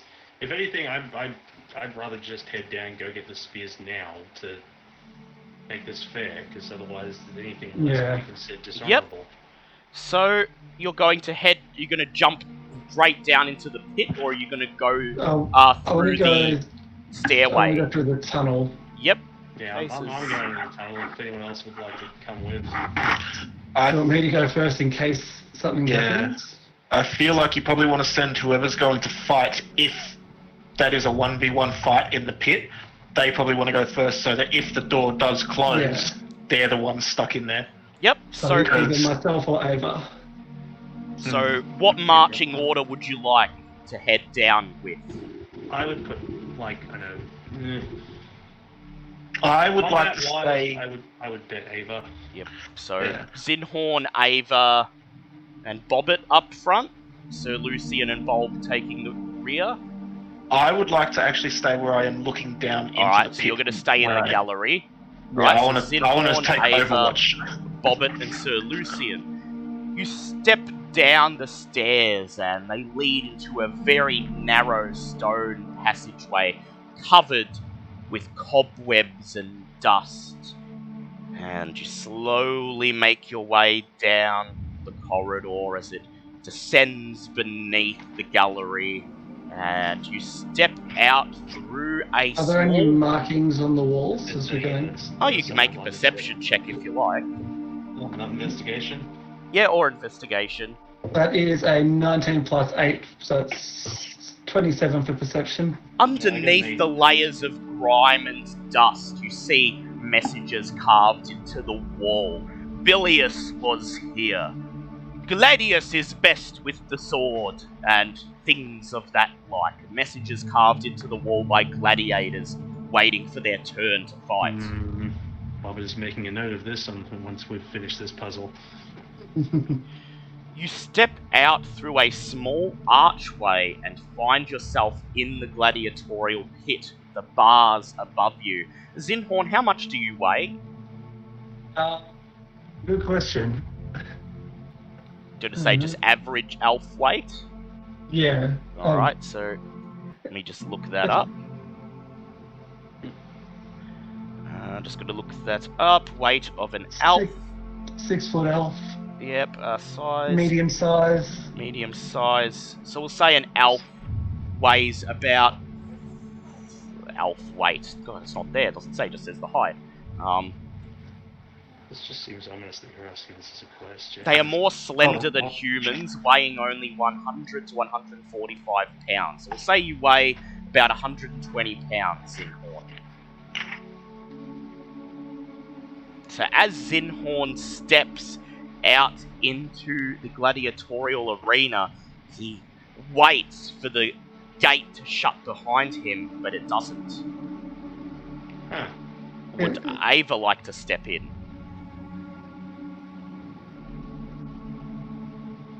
I'm lighter than he is. Yes. So would you like to I'm step gonna. Yeah, okay. Ava, you crouch down and you step through the archway into the gladiatorial arena. How much do you weigh? I'm not sure. Let me look that up. Arachondra standard weight. Yeah, Can there I are. ask a lady what they weigh? Exactly. I'm like, oh, So between 80 and 100 pounds. We'll say you weigh about 90 pounds, Ava. alright. As you step into the arena, you stand beside Zinhorn and nothing happens. The archway opposite you is sealed with an iron portcullis, but the one that you stepped through remains open. Bobbit, would you like to step in? Can I investigate and see if there's anything else about this pit? You may go ahead and do an investigate check. Is there any... Sorry.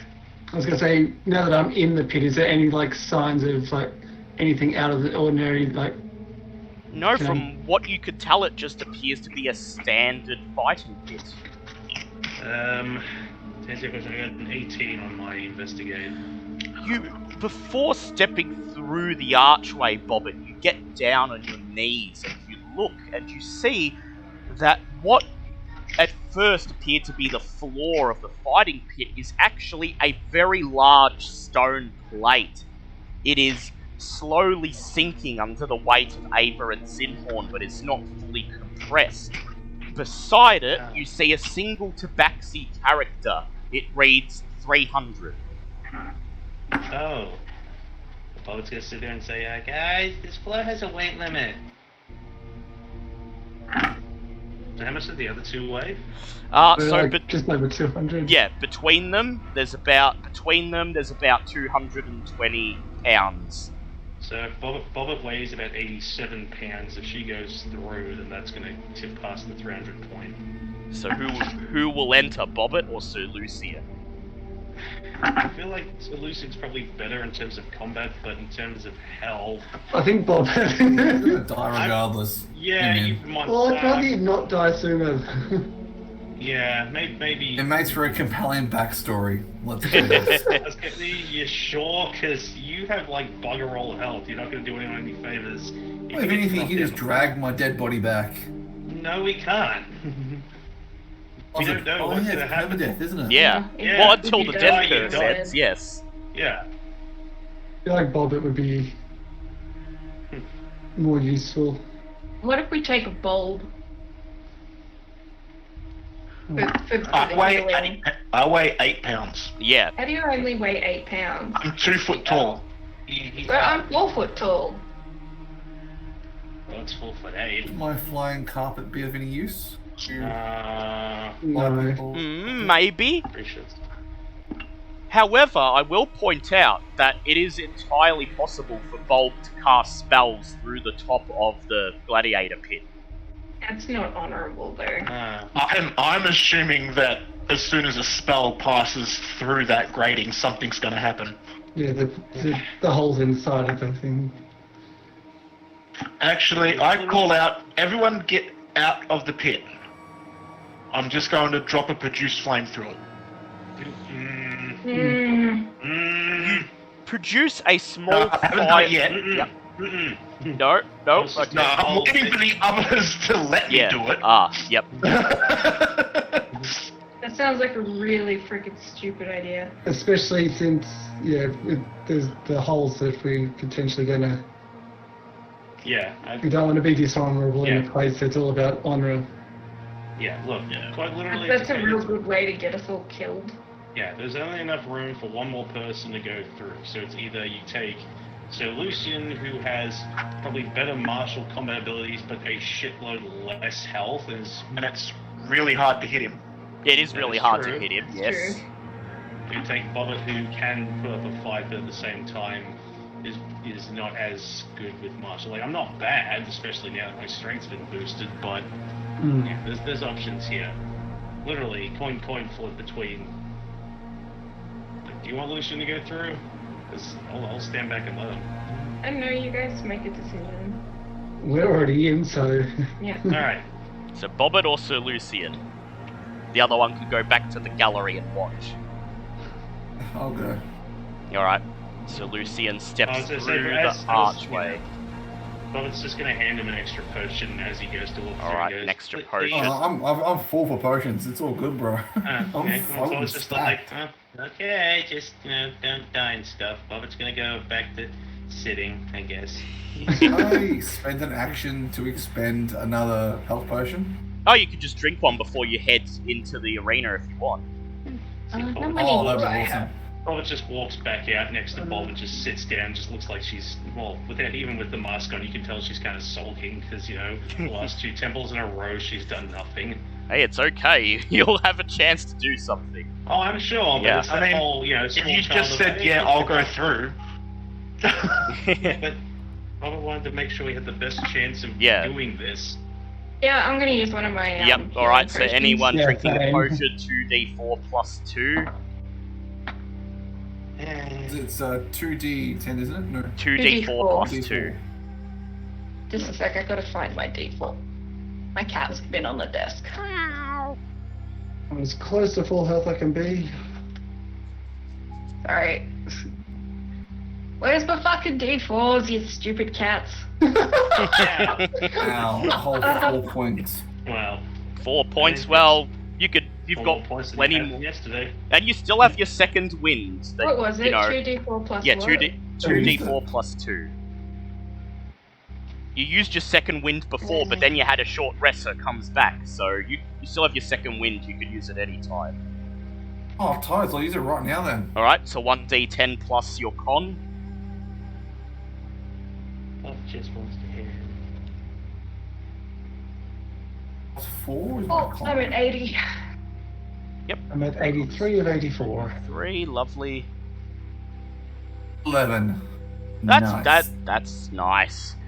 Okay, so Thank Sir, you. as Sir Lucian steps into the pit, the floor sinks under his weight, and you hear a loud click. Suddenly, an iron portcullis slams shut behind you, trapping you in the pit, and then the gate opposite you, with a loud creaking sound, slowly raises, and from behind it, you begin to hear heavy footsteps, thump, thump, thump, as Wish we at least had an audience. a clay statue wearing gladiator's armor steps out into the pit, followed by a second identical statue. I need Ava, Zinhorn, and I need just everyone roll for initiative, because Initiative. the guys who are watching might want to do something. They better not. No, I'm not. Bob 17. Bob got a 14, but you see the clay gladiator walks in, just hear Bob up above going, "Wow, that's so cool!" Right. Okay, guys. Yep. So how did you guys go on your initiatives? 25. 16. 25, 16. So Lucian, Oh, I got 22. 22. Wow, good. That feat's paying off. And Bulb, That is a first.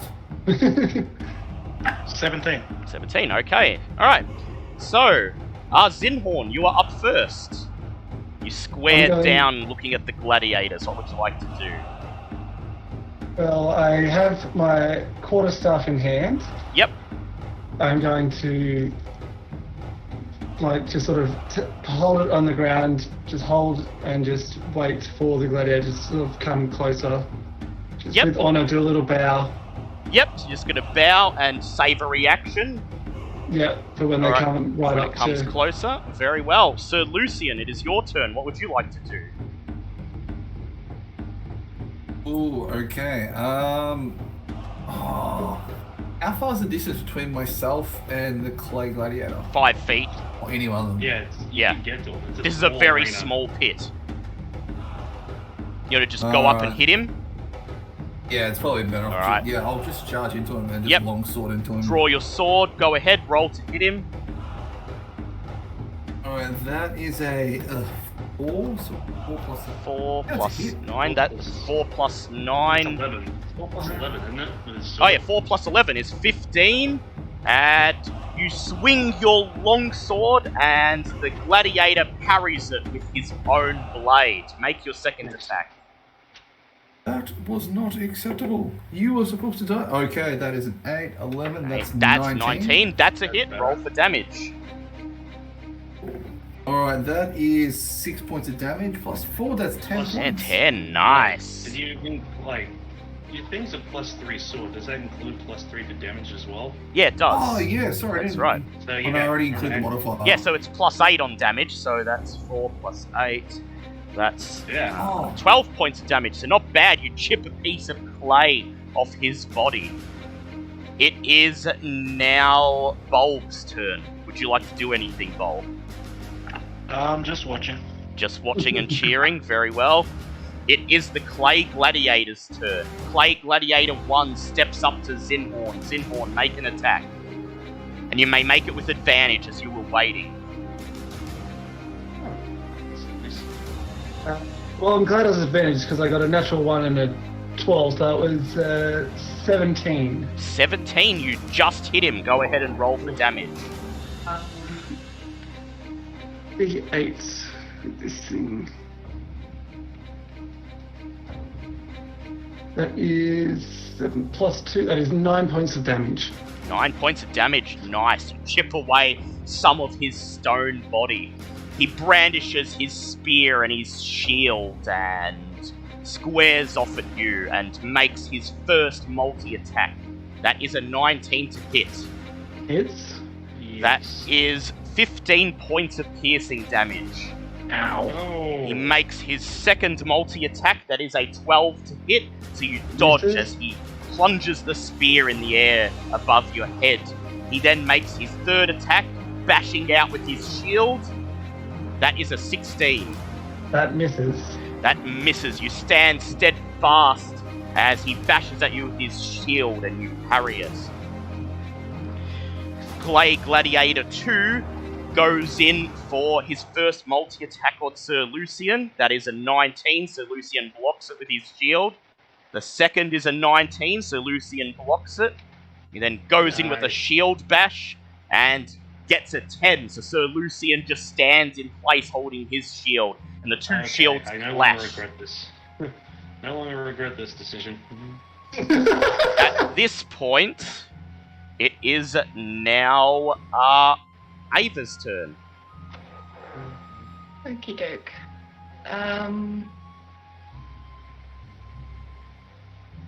I guess I'll start hitting Clay Gladiator 1. Yep. Go ahead, roll to hit him. Or is 2-on-1 gonna be bad? I Well, think there's only. it's a gladiator fight. You I'm pretty sure at this point you Yeah. should be okay. As long as you're not Okay. using like magic and stuff, you Yeah. should be fine at this point. Alright. like it has the arena has accepted 3 combatants, so Yeah. Alright. I'll hit him with my sword. go ahead, roll to hit. That is 14 plus 9. That is a hit. Roll for damage. What's my damage?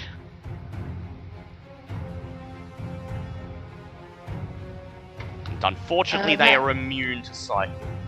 Alright, that's 8. 8, not bad. Chip away some more stone. Go Would ahead. using an ability count as magic? Well, see, you haven't received any confirmation that you're not allowed to use magic. We're just You know. working on that as a thing.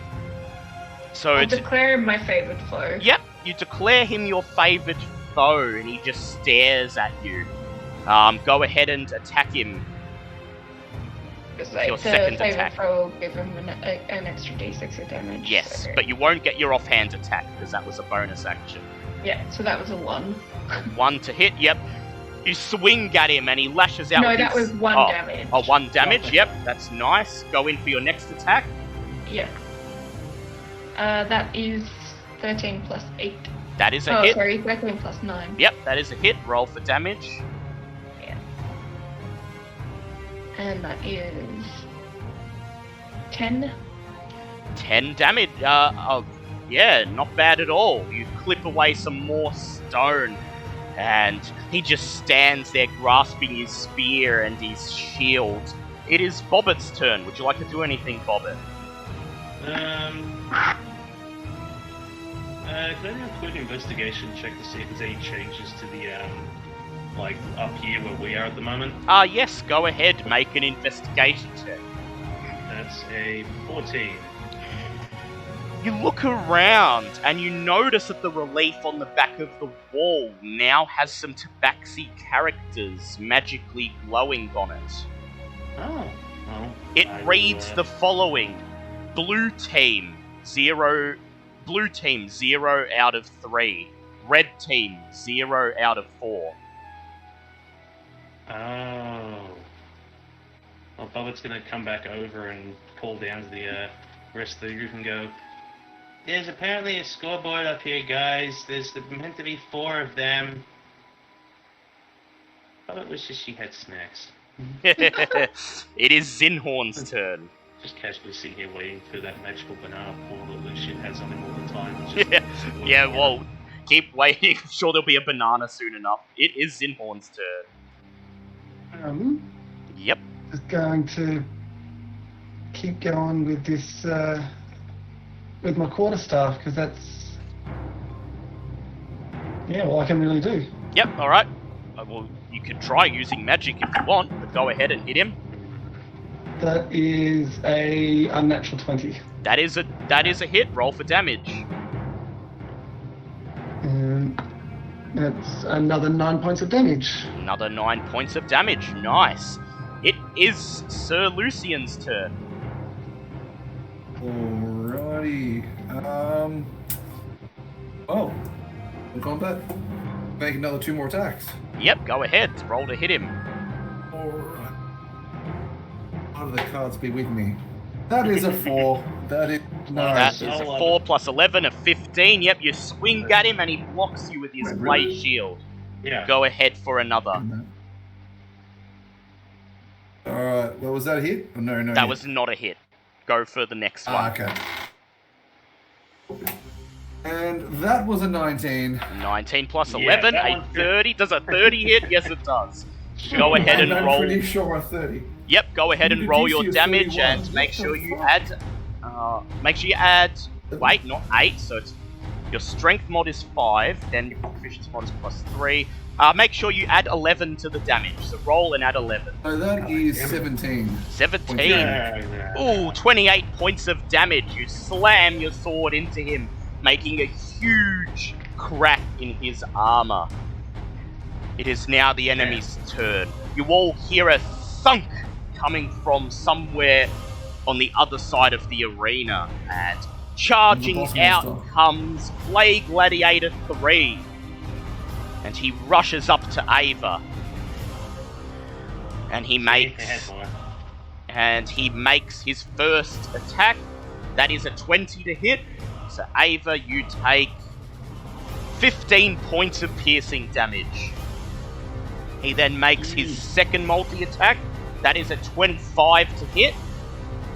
So Ava, you take 19 points of piercing damage. Wait, is that all up? Ooh. So 15 plus 19 you're taking. So that was 2 separate attacks. Yeah. Then he makes his shield bash attack, and that is a 12, and you dodge as he slams his shield at you.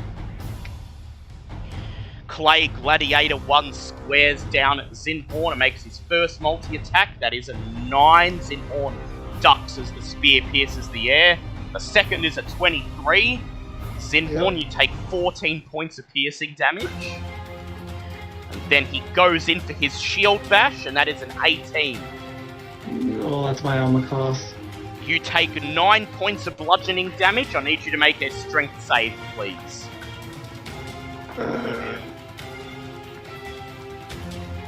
That is a strength.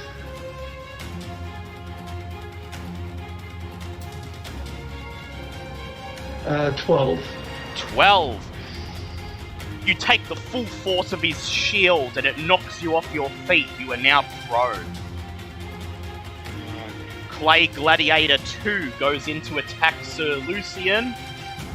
The first is a 13, easily deflected. The second is a 9, easily deflected. And the shield bash is a 21, carefully parried by Sir Lucian's own shield. God damn. It is now Bulb's turn. Would you like to do anything, Bulb?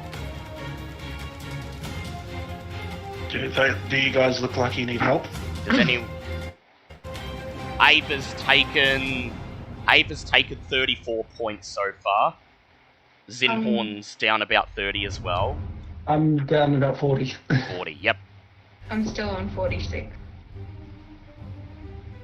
I'm at 45.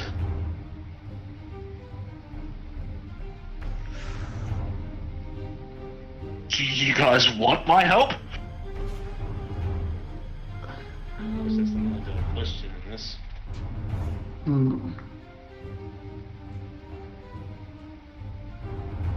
Because I can test the magic theory with a produced flame, and then if that doesn't do anything, I can healing word someone, and then my next turn I can do some more. But it's up to you guys if you want me to risk it or not, because you guys are stuck in there. We wait till my turn. I could probably ask someone that might actually know. Yes. So you just want to wait, Bulb? Or you can If the save a others- if reaction. they're not I save a reaction for when someone calls out for my help to cast a healing word. Very well. Okay, it is Ava's turn. Alright. I shall hit.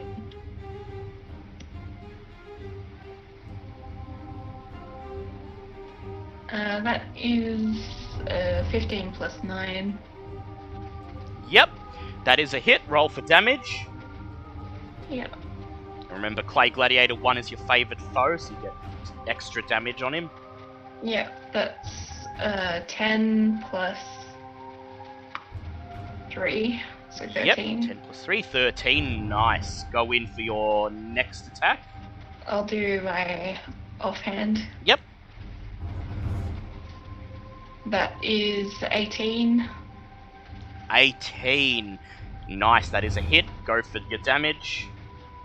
That is 9. 9.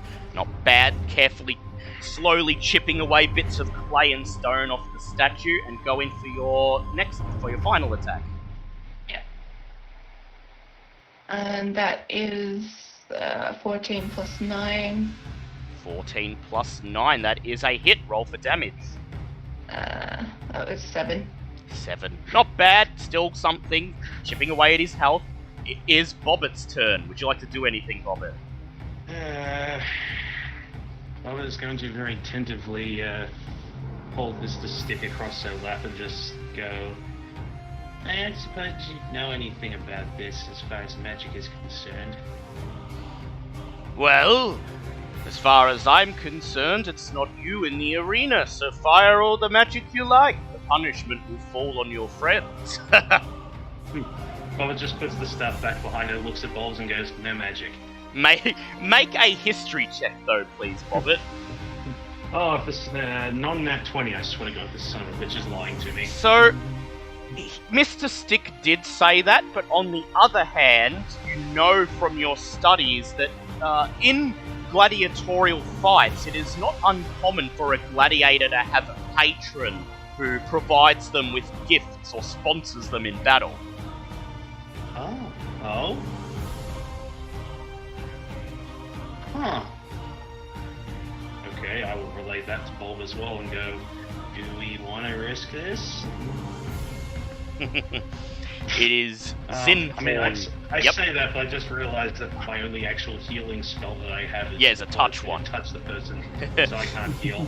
It is Zinhorn's turn. Well, on my next turn, I've got an idea.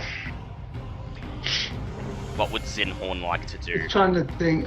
So, we've seen that the abilities aren't necessarily back. Yeah, abilities seem to be fair game. I don't see the... So, if that's the case, then I should be able to wild shape. Yes. There, yeah. Okay.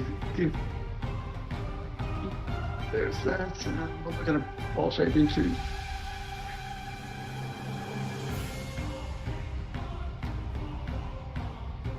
Sorry, I only just thought of it. Yeah, Yeah. that's okay.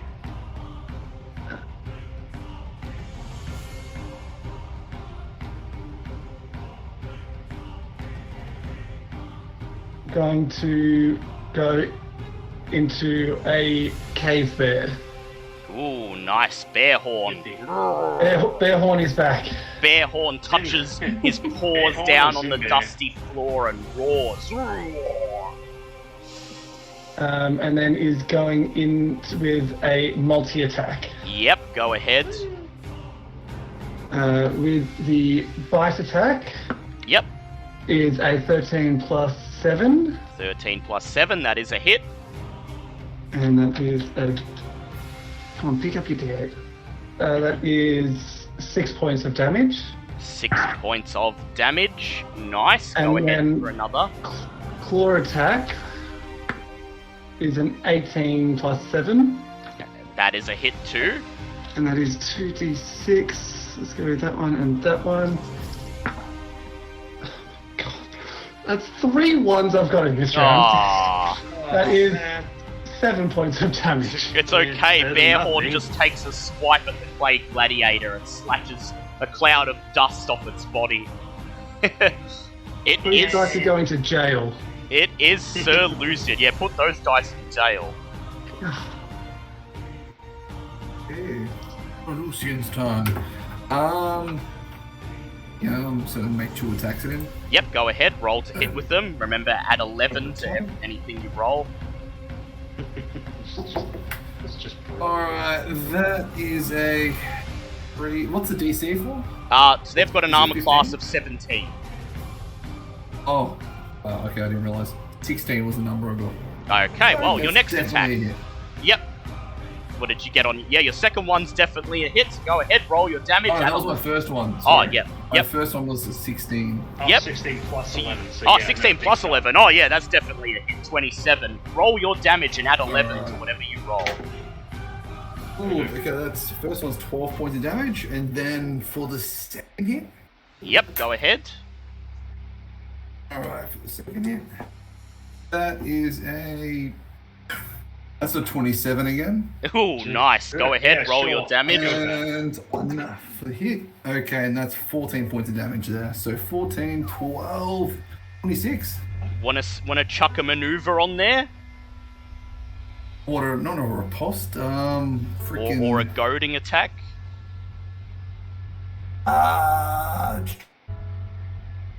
You know what? I might just leave it. I'm going to keep that for when it swings back at me, so I can take another swipe at it. That's a good idea. Okay, it is now the enemy's turn. You hear another thunk coming from beyond the arena, and Clay Gladiator 4 charges out into the pit. There's no more space left. I was gonna say, just hear Bobbert yell, going, "Don't get scared, guys. That's the only one that was left." That Clay Gladiator 4 makes attacks on Sir Lucian. So the first one is a 17, easily deflected. The second is a 10, easily deflected. And the third, the shield bash, is a 17, easily deflected. Would you Jesus. like to... I expend a superiority die. Yep, to go ahead and use my riposte. riposte. Go ahead. Roll to hit him with an attack. Yu-Gi-Oh! Okay, that is a 5 plus 11. That's a AC 16. 14. Yeah, that's a pass. Yep, that's a pass. Okay, you may roll your damage, add 11 to it, and then add an extra d8. That's your superiority die. Nice. Oh, that's 18, and then add an extra, Extra what you said, d8. Yep. Ooh. Again. Okay, that's an extra 1, so That's okay, still 19. points. Yeah, still 19 free damage. Clay Gladiator 2 goes in for the attack against Sir Lucian. That is a 26 on his spear attack. He manages to get a hit on Sir Lucian. Lucian, you take 11 points of piercing damage. He then makes his second attack. It is a 15. Sir Lucian quickly whips his shield in front of him and blocks it, and then the shield bash comes in with a 23, which is a hit on Sir Lucian. Sir Lucian, you take 9 more points of bludgeoning damage, and you must make a strength save. 9 more points, and then can I expend a superiority die again to You want to riposte the one attack that missed? Yes, please. Yes, okay. So just make a strength save first. Alright, strength save. That is an 18. That is fine, you are not knocked prone. Okay, you're using your riposte again. Make a melee attack on Clay Gladiator 2. Okay, that is definitely a pass with like a Yep. plus 20. Okay, roll So- your damage, add 11, and then add an extra d8. Yeah. And that is a. What is that? That's 12? 12 plus then 11. 15 points of damage. 15 points of damage. You swing your sword at him and shatter his face, and he goes down, quickly turning into a pile of Face. dust, leaving only his 1-0. spear behind. Oh, Magic- that's where we get the speed from. Magically, from around the room, you hear the sound of a cheering, raucous audience. Yeah. Yay! Clay Gladiator 4 uses his movement to move where the previous Clay Gladiator was, and then Clay Gladiator 3 moves in to attack Ava. That is an 18 on the first attack. That's a miss. The second is a 19. That's a hit. You take... Ava, you take 10 points of piercing damage, and then he goes in for his shield bash, and that is only a 10. So you quickly duck.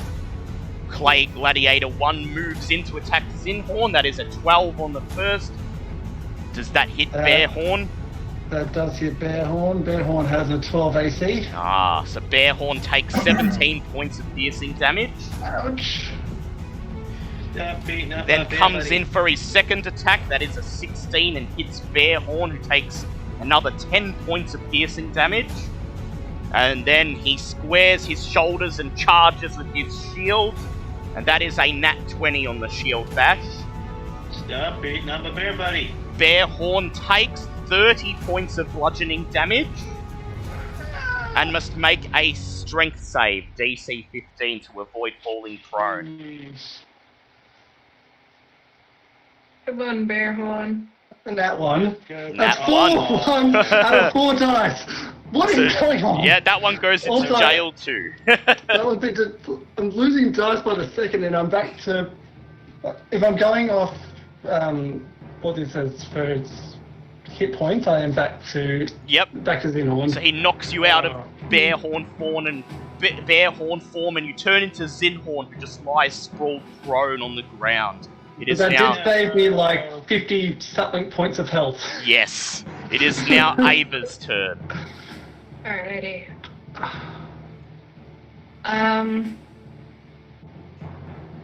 Is Cure Wounds a bonus or an action? Cure Wounds is an action. Healing Word is a bonus, but I don't think you have Right, Healing Word. what about a Scroll of Cure Wounds? Is that an action? Reading a scroll's a bonus action. Alright, I will use my Scroll of Cure Wounds. Yep. What do I? So Cure Wounds is 1d8 plus your Wisdom modifier. And this was, I recall, a second level Cure Wounds. It's actually 2d8 plus your Wisdom modifier. Okay. Plus my Wisdom modifier. So that is 10. 10, not bad. Now you can go and attack, just don't get your offhand. Yeah. Alright. That is 11 plus 9. That is a hit, roll for damage. That is 7 plus the other d6, which is a 6. Yep. Go in for your second attack. Yep. And that is 18. 18, that's a hit, roll for damage. That is 11. Raucous applause echoes through the room as Clay Gladiator 1 turns into a pile of dust. Hooray! It Wait, is... 1. Well, you attack... I assumed you were attacking the one that was your favourite foe. Oh, yeah. Yeah. Yeah. It is... It's been destroyed, just smile annoyed. Yeah. It is Volb's turn. Okay. I'm going to call out. I am the sponsor of Blue Team, Yep. and I hold you. You guys are going to want healing, aren't you? Yeah. I hold up my Idol of Tempest. Yep. What level mass healing word was it? Just a normal mass healing word. I think mass healing's 3rd level? Yeah, it's 3rd level. Mass level is a 3rd level. As you call out words of restoration, up to 6 creatures of your choice that you can see of rain regain hit points equal to 1d4 plus your spellcasting. Oh, wait, no, it was definitely higher. It was mass cure wounds, I believe, actually. Yeah. Oh, was it? Yes. Yeah, mass kill ones. Yeah, Yeah. not mass healing Okay, word. mass cure wounds. Okay, yep, give me 2 Which seconds is, then. choose up to 6 creatures in a 30-foot radius centered on where you cast the spell. Each target regains hit points equal to 3d8 plus your spellcasting ability. Radiant. There we go, okay. So I hold it up and I cast it into the pit. Yep. And that was decent rolls, just 13 plus 5, so that's... You guys all receive 18 hit points, Nice. and I think you said that that was a one-time use. Yes. and so the idol crumbles to dust in your hands. As soon as you cast the spell, it is Bobbit's turn. What would you like to do, if anything, Bobbit? I mean, the scoreboard's, I'm guessing, reading 2. Yep, it's reading nil at the 2 out of... moment. It's reading 2 out of 4 on their team. Talking to Mr. Stick didn't get me anything. I suppose there's anything else to look around, because there's literally nothing else I can do at the moment. I mean, if you want to try to cast a spell in... No, Bob's already announced himself as the sponsor, Yep. so I Alright. might just You look can- to see you if there's can- anything... no, what was that? You could cheer for us, so give us some morale. Whee! Yeah. Yeah, just Bobbit and Blinky just basically cheerleading on the side. Yeah. Go, team, Bobbit go! goes Go, cheerleader team, go! Okay, it is Zinhorn's turn. You are prone, Zinhorn.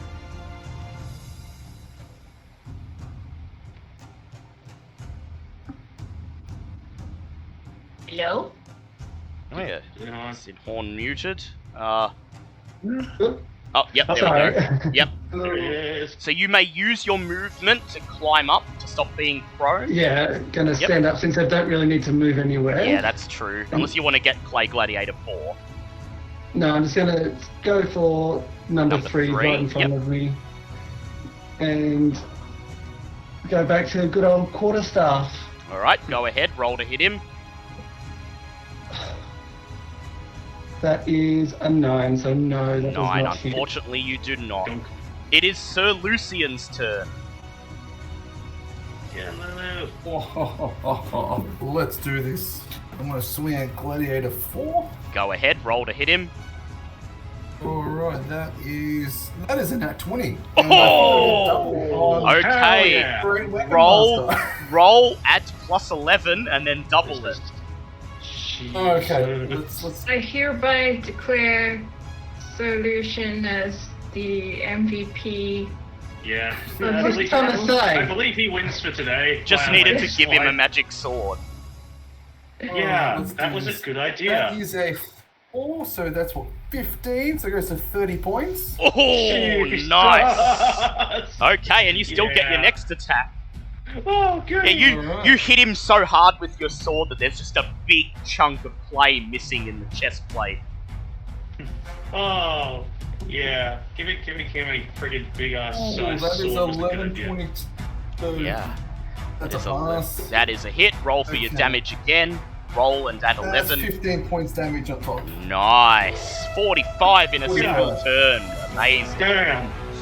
It is the enemy's turn. Clay Gladiator 3 makes an attack on Zinhorn. That is a 26 on Zinhorn. Just Zinhorn, hits. you take 12, 12 points of piercing damage. He then makes a spear attack on Ava. That is a 25. That is 13 points of piercing damage on Ava. He then makes a shield bash on Ava, and that is a 16. She ducks as the shield slams towards her. Clay Gladiator 4 makes his attacks on Sir Lucian. The first is a 12, the second is a nat 1, and the third is a 22, so none of them manage to hit. The banana. It's not gonna affect him nearly as much. It is now Ava's turn. Okie doke. I shall go for Gladiator 3. Go ahead. That is a non-nat 20. Non-nat 20, that is a hit. That is 6 plus 2, so 8. And I'll declare him my favorite foe. Yep. So that is another 5. Another 5, yep. And my second attack Is is 19 plus 9. 19 plus 9. Yeah, that's a hit. And that is another 8 damage. Another 8 damage. Lovely. Okay, it is Bulb's turn. What would you like to do, Bulb? If anything. Cheering. Yep, just cheering. Sorry, I just muted myself. Yep. I was unmuted in the first place. You doing anything? Does anybody need healing? Because I'd rather heal than the Clay Gladiator gets a lucky shot next. I'm at 51. I'm also at 51. Okay. That's in. What's the Lucian at? That's in and 78. Yep. Okay, well, It's all yeah, good. I'm just cheering. Yep, cheering. Okay. Back from the mass cure wounds. It is Bobbit's turn. I was just gonna. Yeah, Bob's gonna actually pick up Bulb and help him cheer. Yeah, you just rush over to Bulb and pick him up. I'm and go, picking up my wings like a crazy bird. No. He's got Bulb in one hand. He's got Blinky in the other, using them both as pom poms. Yeah. Hey, blue team, blue team. I just imagine- Yeah. That's strong now that he can't even try and get out of her grasp. Blue team, go, go, go! Let's give these folks a show! Yeah! And it is now Zinborn's turn. Let's see if I can actually hit this time. Let's go with this. Let's go with big dice. Yep. And it's a 15 plus 5 though. The 15 plus 5, that is a 20. Yep, that's a hit. Roll for damage. So scared of my dice now. Oh, that's an 8. That's 10 points of damage. 10 points of damage. Nice. It is Sir Lucian's turn. Alright. Yeah, gonna attack Clay Gladiator. Go number 4. Go in, hit him. Oh. Whoops, I dropped it down. Oh my god, now I've lost a freaking dice. I had one job. I had one job. Oh, give me, sorry guys. Like, That's I just okay. lost the die. You know what? Okay, backup dice. Green one. Okay, let's go this one. 3, 2, 1, roll. That is a 6, 11. DC of 14, isn't it? Yep, 17 actually, but you've hit him, so go ahead, roll for damage. Okay, that's fine. You beat That is 8. Plus 19 points. 19 points. Ooh! Go in for your second attack. Why do I get the feeling it's one away from death? Okay. 16, so to hit. And that's another 16 points of damage on top. Yep. The 30. unseen audience roars as Clay Gladiator 4 crumbles to dust. It is now the enemy's turn. Clay Gladiator 3 goes to swing his spear at Sir Lucian, and that is a nat 20.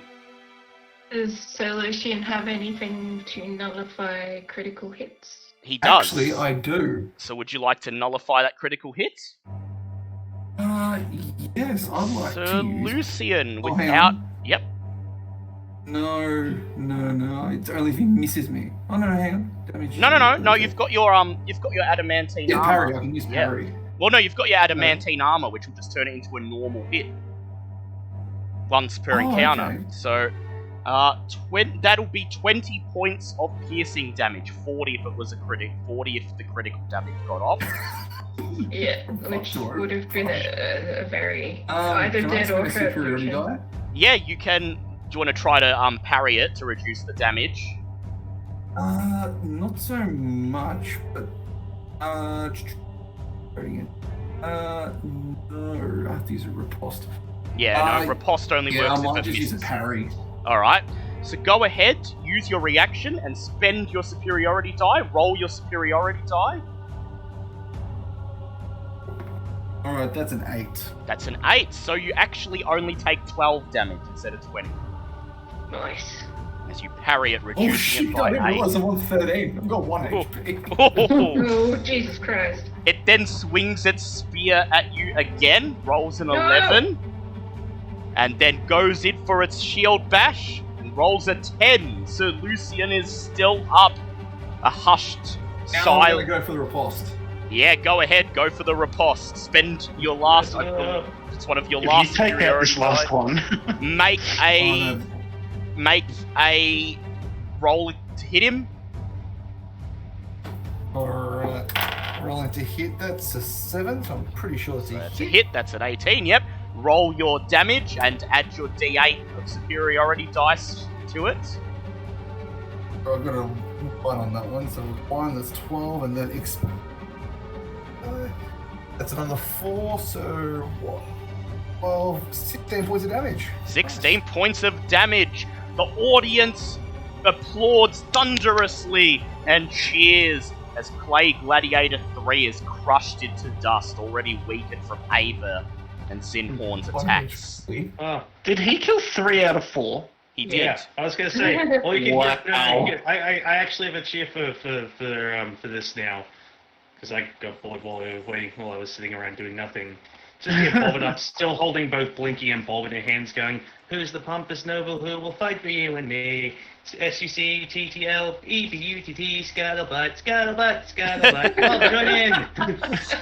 He knows he's fighting for his life, and as the last Clay Gladiator Bob, falls join to in. dust, the magical audience falls silent, and the iron portcullis behind you rattles open. Come on, Bob, where's your fight spirit? Let's pick up the spears. Is Yep. the other Yep, door you can go open into still? you can go where the gladiators came from if you want. Just want to have a look and see what's in there. Yep. Someone heal solution. Yeah, he's gonna need some healing in a minute. Yeah. When he comes back up, I'll heal him.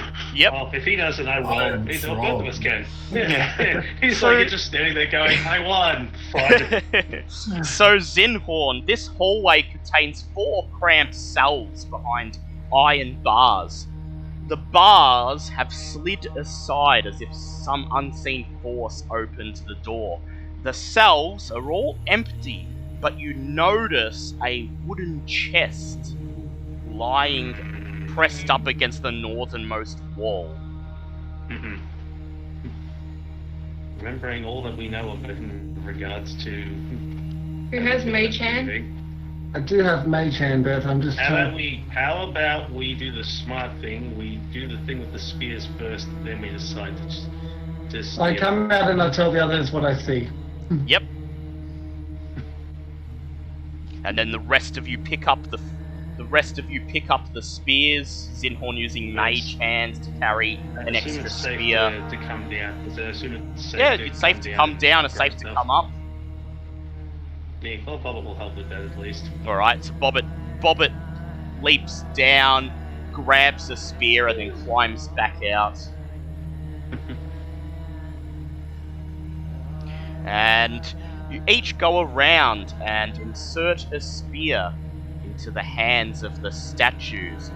Each time you insert a spear into the statue's hand, the statue moves, nearly startling you with its sudden movement as it stands upright to attention, saluting you and holding its spear in ready position. Once all 4 spears are in place, you hear the sound of stone scraping as the compartment at the top of the pedestal slides open, revealing the puzzle cube within. Hooray! I try and pick it up. You grab the I was gonna puzzle say, do you cube. wanna check to see if there's Yep. any? I was gonna say, do you want to check to see if there's any new writing on that wall on Tabaxi before we start grabbing? Yeah, you probably. Good idea. Yep. Well, So Bobbitt's gonna Bobbit. check considering you guys Yep. just So the scoreboard has been erased, and it now simply reads winners. Your prize is well earned. Alright, cool, let's Include take the it. chest? Yep. Oh, no. No. Is that chest supposed to represent the other gladiators' belongings, and it's honourable to Yeah, leave their that's- belongings alone? Yeah. Yeah. I figured that would be the case. So we'll just take the cube. Yep. You lift the stone cube out of the pedestal and hold it up in triumph, and nothing happens. You have retrieved the puzzle cube from Shigambi's shrine. Hey. As we go to leave, can I just look at the holes on the side of the pedestal? Yep. Make an investigation check, please, Bowl. Oh, good damn. I was gonna say. That's a 17. Now that the commotion is over and you have time to look, you kneel down and press your eye up against one of the holes and take a good look, and you realise that the holes belong to a gas trap embedded within the pedestal. Hey, I was Yeah. right. Yeah, well, on the way out, Bobbitt's gonna pat Sir Lucy on the back in victory and cast Cure Wounds on him. Yep. Because he need help. Yes, so how much HP does Sir Lucian get? Let's see, Cure Wounds, I believe. It's a bit from me. I don't know what the hell it is. It's gonna be, I still have third level spells, so it's gonna be 3d8 plus my spellcasting mod. 6.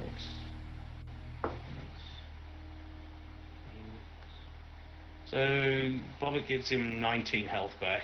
19 health, okay. And as you leave the shrine, what order do you exit? Say what? What? What I'm order? holding the cube.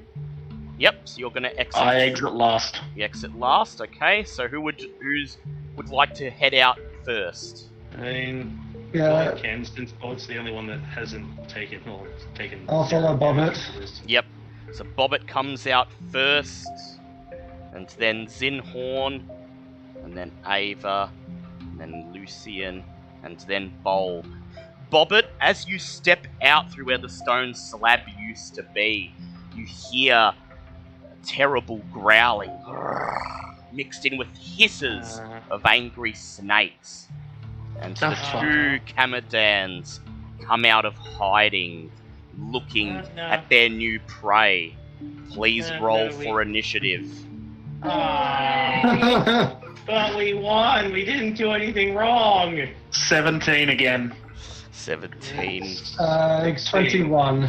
21, Come on, guys! 14. 14 for Ava. Bobbit and Sir Oh. Lucian, how did you guys go? 16. 16. Ava's about ready for bed. And Sir Lucian, how did he do on his... Oh, I'll do it for him then. And Sir Lucian has... Wow, he got 22. Okay. Oh dear. Yep, because remember, those two Kamadans were out here. And remember the myth? The Kamadan chased the... anything! But we didn't steal! But you still solved the puzzle. And so... So we're being punished. But we didn't do anything Well, you wrong. didn't make any attempt to pacify them before you entered, and they're wild animals. Yeah. It is Sir Lucian's turn first. He's going to run out and run right up to Kamadan 1 and roll to hit it with his sword. And he rolls enough to hit it. And then he rolls his damage, and that is a 15 points of damage on Kamadan 1. It is now Zinhorn's turn. Well, Zinhorn is going to stay at a distance and just do a frostbite. Frostbite, yep. At number 2. Number 2, yep. Go ahead, roll to hit number 2. Oh wait, he has to roll, doesn't it? Yep, Con save. That is a 15. I now have a 16 from leveling up. Yes, so you can roll your full damage on Kamadan 2. Oh yeah. That is 7 points of cold damage. Ooh, nice. And then Okay. I want to go and, like, behind, or to where the tree is, Yep, over here. and Mask of the Wilds. And vanish into the foliage. It is now Bulb's turn. Would like to fly out and up a little bit Yep.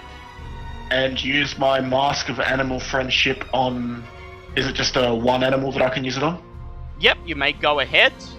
And Yep. So it has to make a saving throw, I think. as you don the mask and call upon its powers, you notice the Kamadan makes no reaction whatsoever, and your heart sinks as you realize, although Kamadans are native predators to Chult, they are monstrosities and not beasts. Oh, so that's a wasted action then, I'm guessing?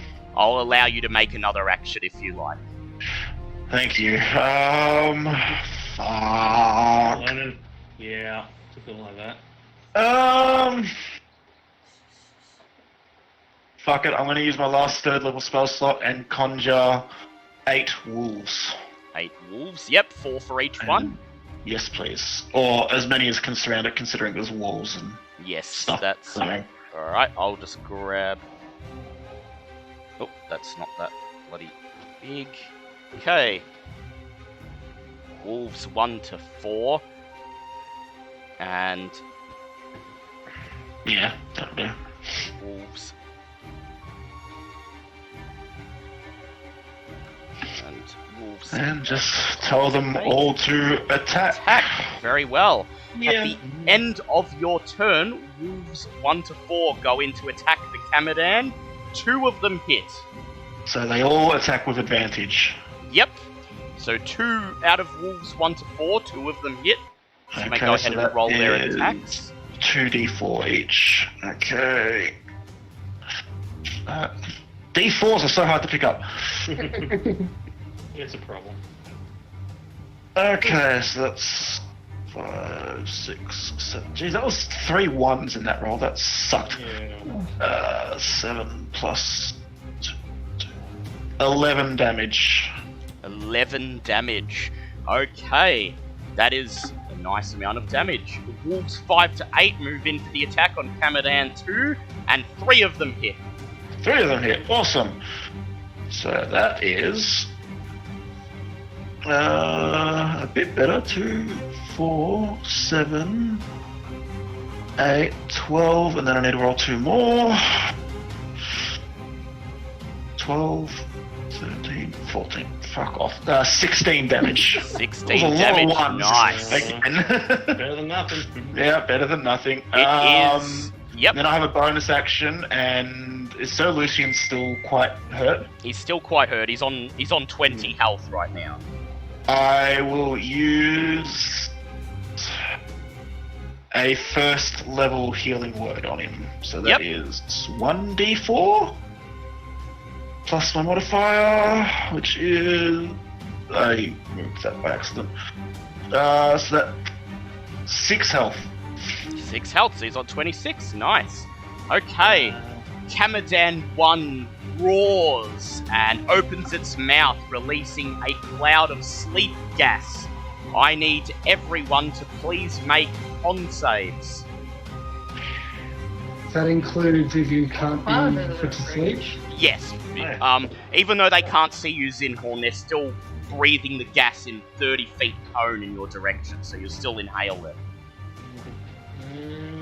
Oh, wait, no, Zinhorn, you're an elf. No, you don't have to worry. Yeah, I was going to say, I'm Yeah. Just immune. stands there and goes, meh. Yeah. 13. 13. How did Bobbit go? 16. 16. Sorry, I just got back. That's alright. So, Lucian, you need to roll a con save now that you got back. That is 15, 19. 15, 19. How did Ava do? 19. 19, okay. So you all feel a little bit woozy and you stumble on your feet, but nobody inhales enough of the gas to fall asleep. Kamadan 2 breaks away from wolves 5 to 8. They get attacks of opportunity, and 2 of them hit. Okay. Yeah. I really shouldn't put these dice down. Just constantly holding them. That is a lot better. So that's 3, 6, 10, 12, 14 damage. 14 damage. Nice. Kamadan 2 pounces at Bulb using its Pounce ability. And Yay! attacks with a claw attack. That is a 19 to hit. Oh, that hits, yeah. Okay, so Bulb, you take 4 points of slashing damage. You must make a strength save, please. Strength save. Strength save is a 16, and my concentration Is failed. failed. Ah, so all of the wolves disappear, dematerialize. But they got some good damage off. So you are not knocked prone by the pounce. You force the beast off you. So he doesn't get an extra 2 attacks. He only gets his normal 2 multi-attacks. Yay. The snakes lash out at you. And that is a 14. The snakes are unable to attack you as you dodge out of the way.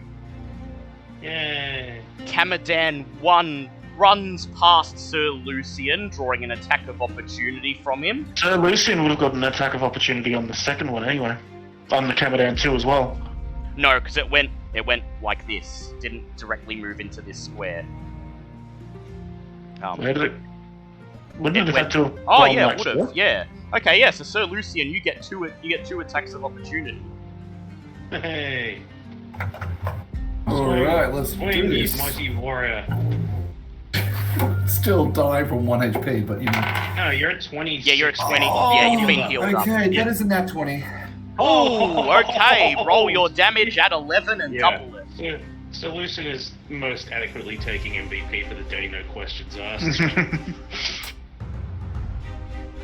That is 4, 15, that's 30 points just there. Ooh, so Kamadan 1 is looking Kamadan 2 is looking very close to death. And you also get an attack of Very opportunity on Kamadan 1. So go ahead and roll another attack of opportunity.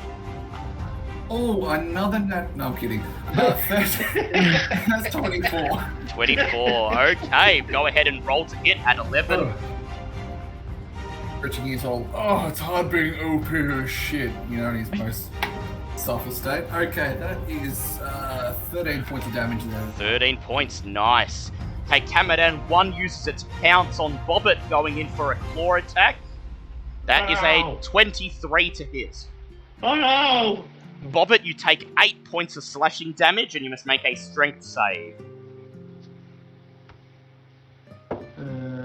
And that's a nat 20. Bobbit basically just picks this and throws it off. They're going, no! Yep, Bad it is kitty. not able to knock you prone, but it does growl, and its snakes attempt to bite you with its second multi-attack, and that is a nat 20 on the snakes. Oh. So that is, you take 10 points of piercing damage, and you must now make a con save. I was doing really well of not being hit through the first handful of places. Never mind, that's gone now. Oh dear, that's only going to be a 12. 12, okay.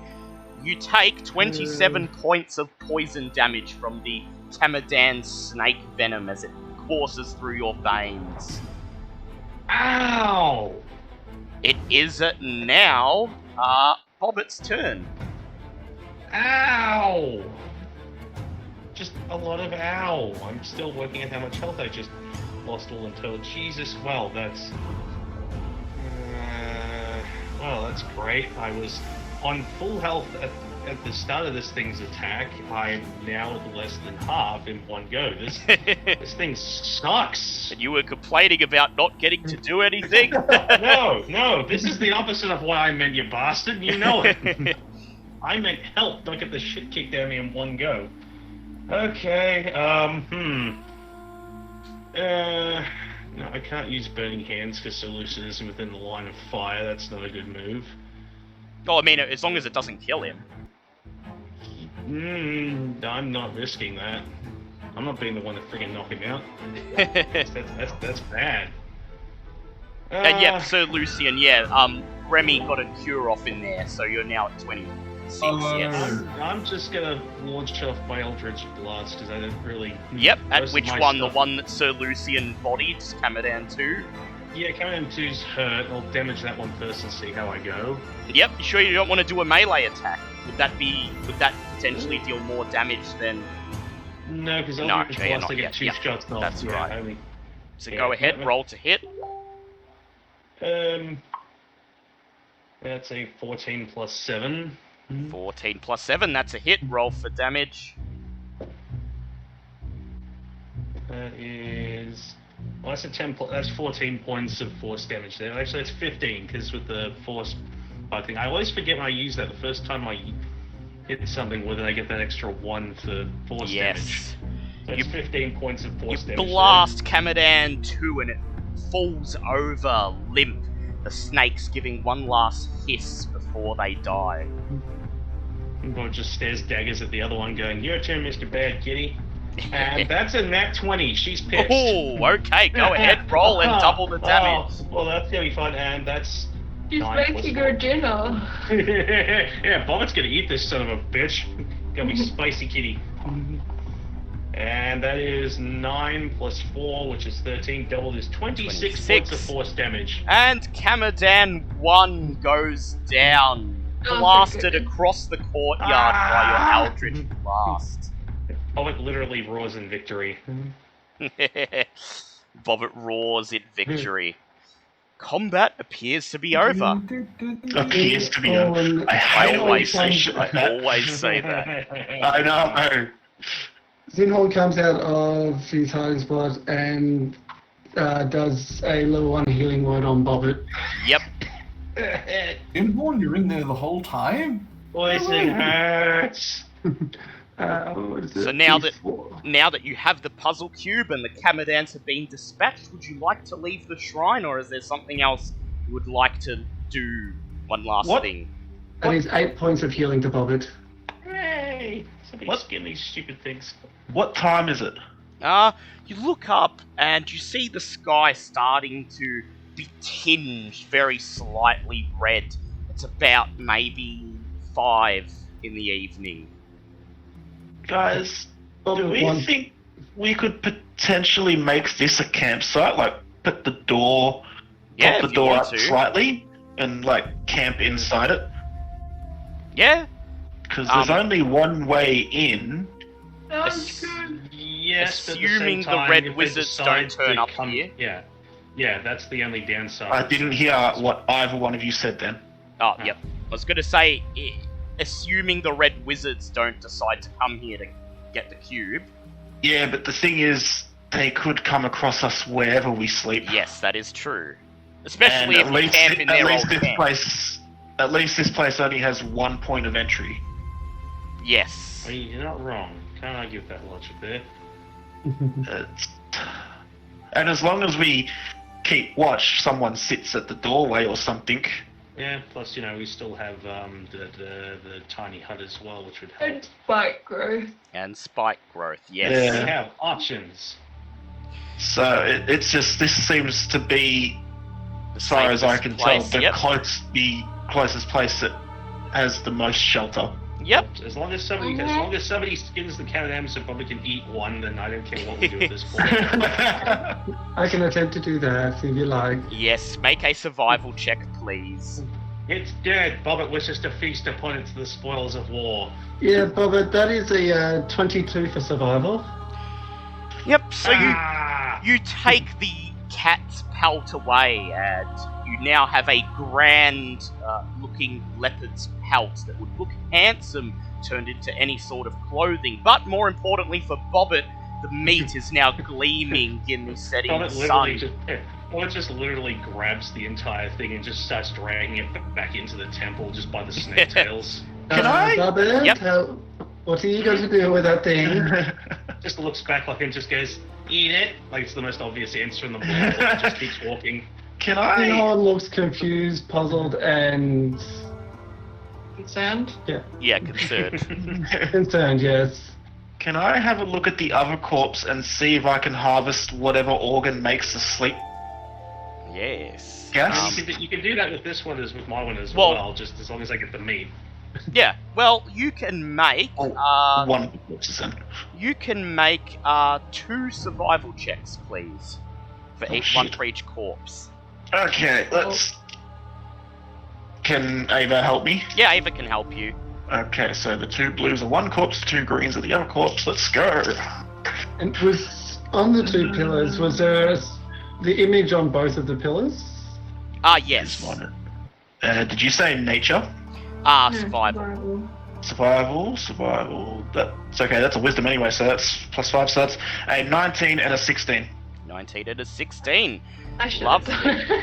So, as Bobbit grabs one and hoists it over her shoulder and heads excitedly back into the shrine to devour her meal, you and Ava sit outside here with the other corpse, and as the sun sets, as the sky grows red and then purple, and as the shadows in the city around you grow longer and darker, carefully skin the creature, and you determine that the snakes, despite being venomous, appear to have no venom glands. The snake venom must be some sort of magical attack, and Ava, disappointed, is not able to get any venom. However, you do find the part of the Kamadan that produces the sleeping gas, and you may do one of 2 things with this.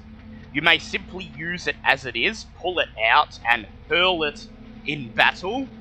Upon hitting the ground and being exposed to the air, it will release a cloud of sleeping gas. Or Gas grenades. Ava may attempt to distill the sleep toxin from the gland and potentially make multiple bottles of a sleeping drought. Neat. Bob would. I probably wouldn't be able to do this, but I wouldn't be able to use a ritual to try and make a once-a-day ability for my weapon, could I? No, that'd probably be too not. much. Yeah. Well, I would like to request to keep one of the organs to use as a bomb. Yep, and you give the other one to Ava. Yes. I have a question. Yep. How badly damaged is the door? Well, you've shattered it to bits, so you'll have to make a new door. I was gonna say, if I say, tried using mending, how long would it take for me to, repair the door so that way it's, properly repaired as well? You wanna try and wait, you wanna wait till everyone's inside and then try it? I mean, if anyone else likes that as an idea, we'll still set up the rest of our... Oh, we're going inside the building. Yeah, to sleep. Oh. Just as a thought, because it is sunset now, so it'll be dark pretty soon, so Bulb had the idea of sleeping in the shrine. Right, but if we block up the door, then we got to get out again. Yes. Yeah, well... But also, we wouldn't be able to keep an eye out. That's true as well. Fair enough, Yeah. Fair I'm enough. gonna set up spike growth and cordon of arrows. I want to go to each of where the 2 pillars are with the images and just do a little drill craft and do a little thanks to what's her name? Yep. Thanks to Shigambi for testing you. For the test and entrusting us to be able to complete our task. Yep. So Ava, with the sleeping gland you have been given, would you like to keep it as is, or would you like to try to make sleep poisons out of it? I could try to make sleep poison. Alright. Go ahead and please make a herbalism kit check. Yeah. Just a sec, scrolling back up.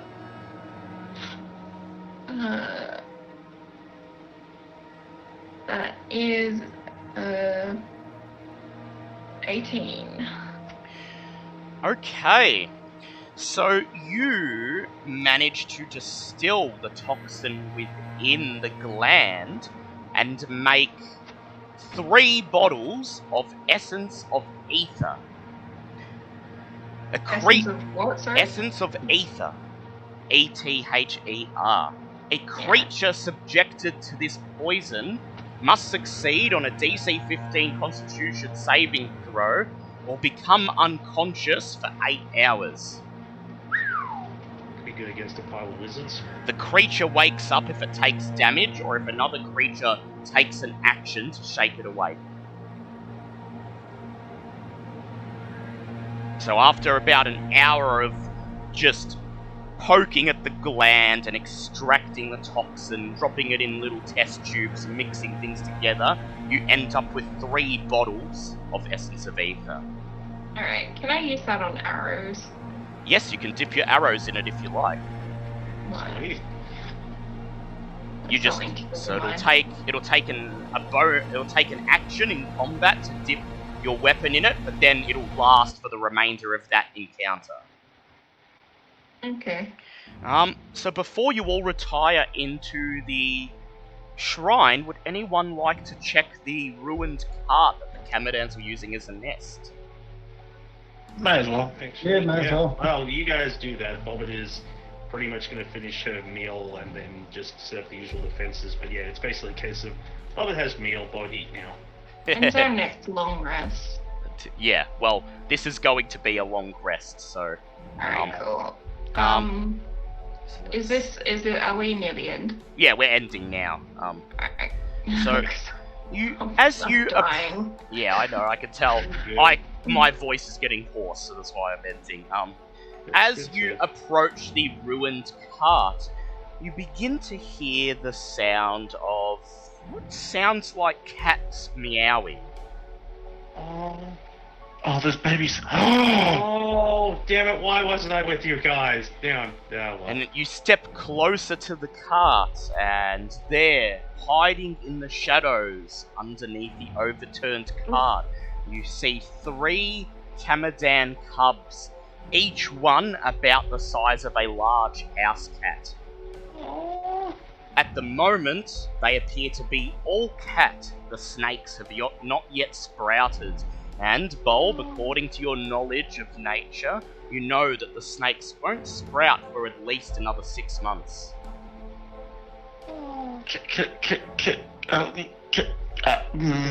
Use your words. Just think. Can I try and tame them?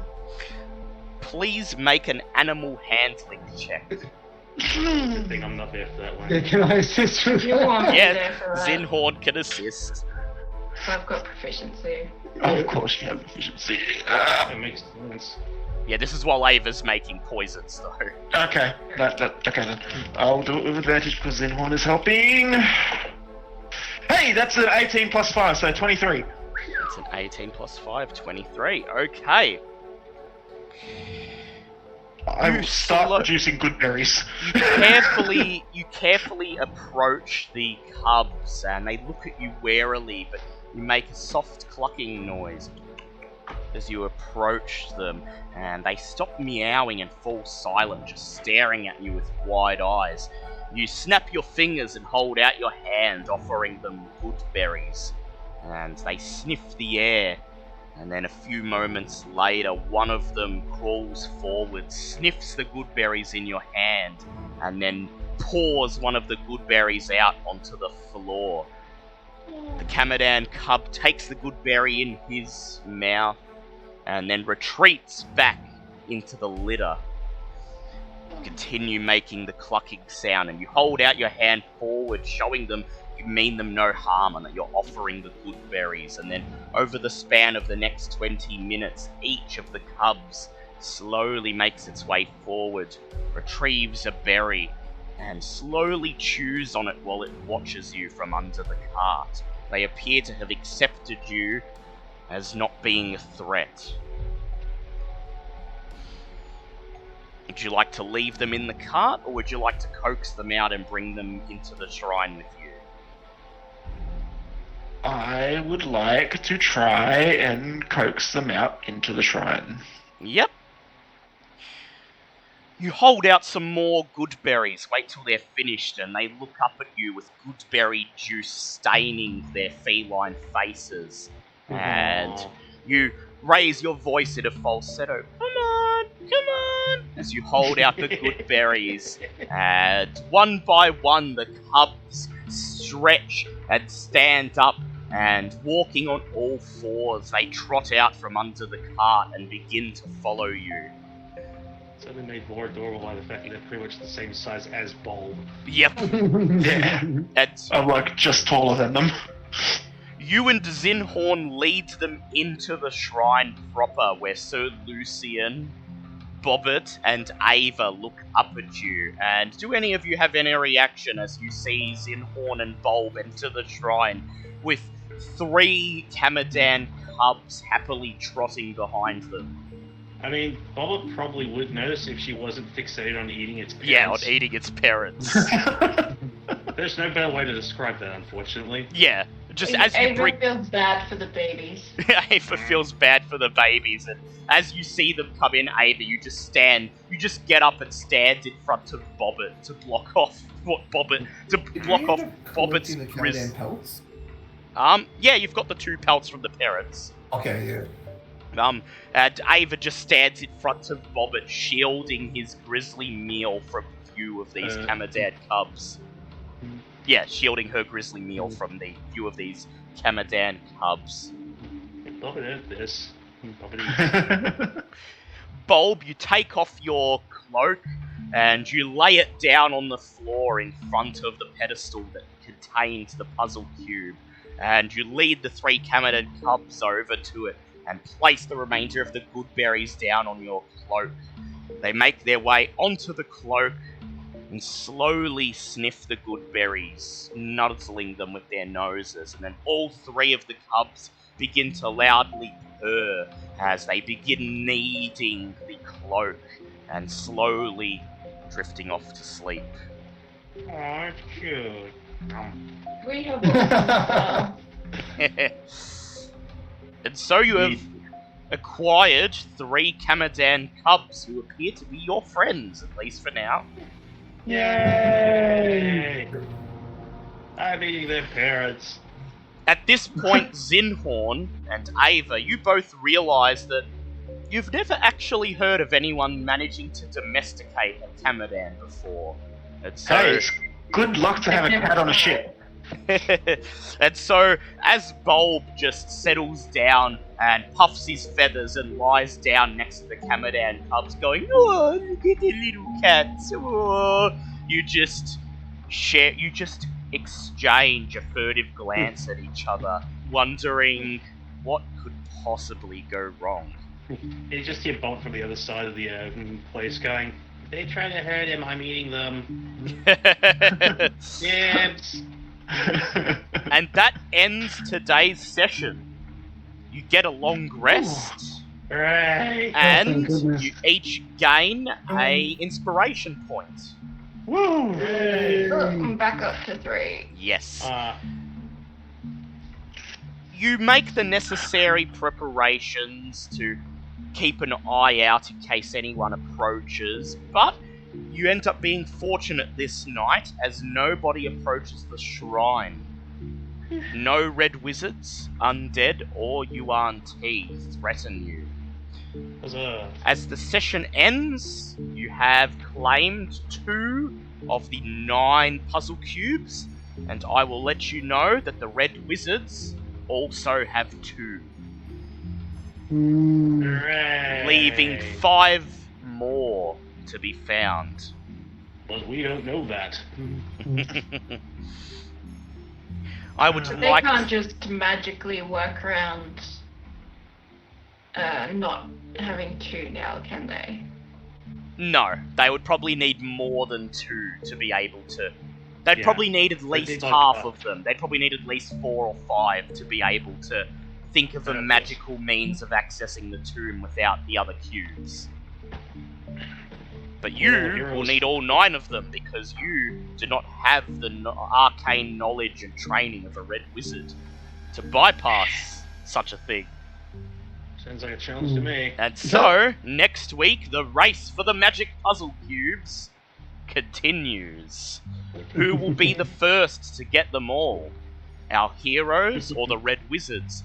And what of Russ Nasi and his serpent folk servants who thus far have silently watched? What are their plans? Will they get involved in the race for the cubes? Or are they biding their time, waiting for someone to make headway before they make their move? You'll have to tune in next week to find out more as the story continues on Tomb of Annihilation. Thank you. I would like to thank everyone who joined us today, especially Archangel Thay, who decided to pop in and see what Smithy was doing and follow along for the adventure. I would like to thank Archangel Kate for her follow, and I'd like to thank Fragilities for their follow as well. Your follows and support are very much appreciated. We will be back next week for more Tomb of Annihilation, but we'll be back tomorrow for our chill out stream, RE with Rem 2, where I'll be completing the second half of Resident Evil Code Veronica with Remy and M2 in attendance. Next week we'll have some more D&D, and we'll also have the next episode of our Terror of Sithogua Call of Cthulhu campaign. But until then, when you see vicious predator animals prowling around the shrine you're about to go into, make sure you have precautions planned out for when they inevitably decide to ambush you upon your exit. Poison hurts. Goodbye, everyone. Bye. Bye.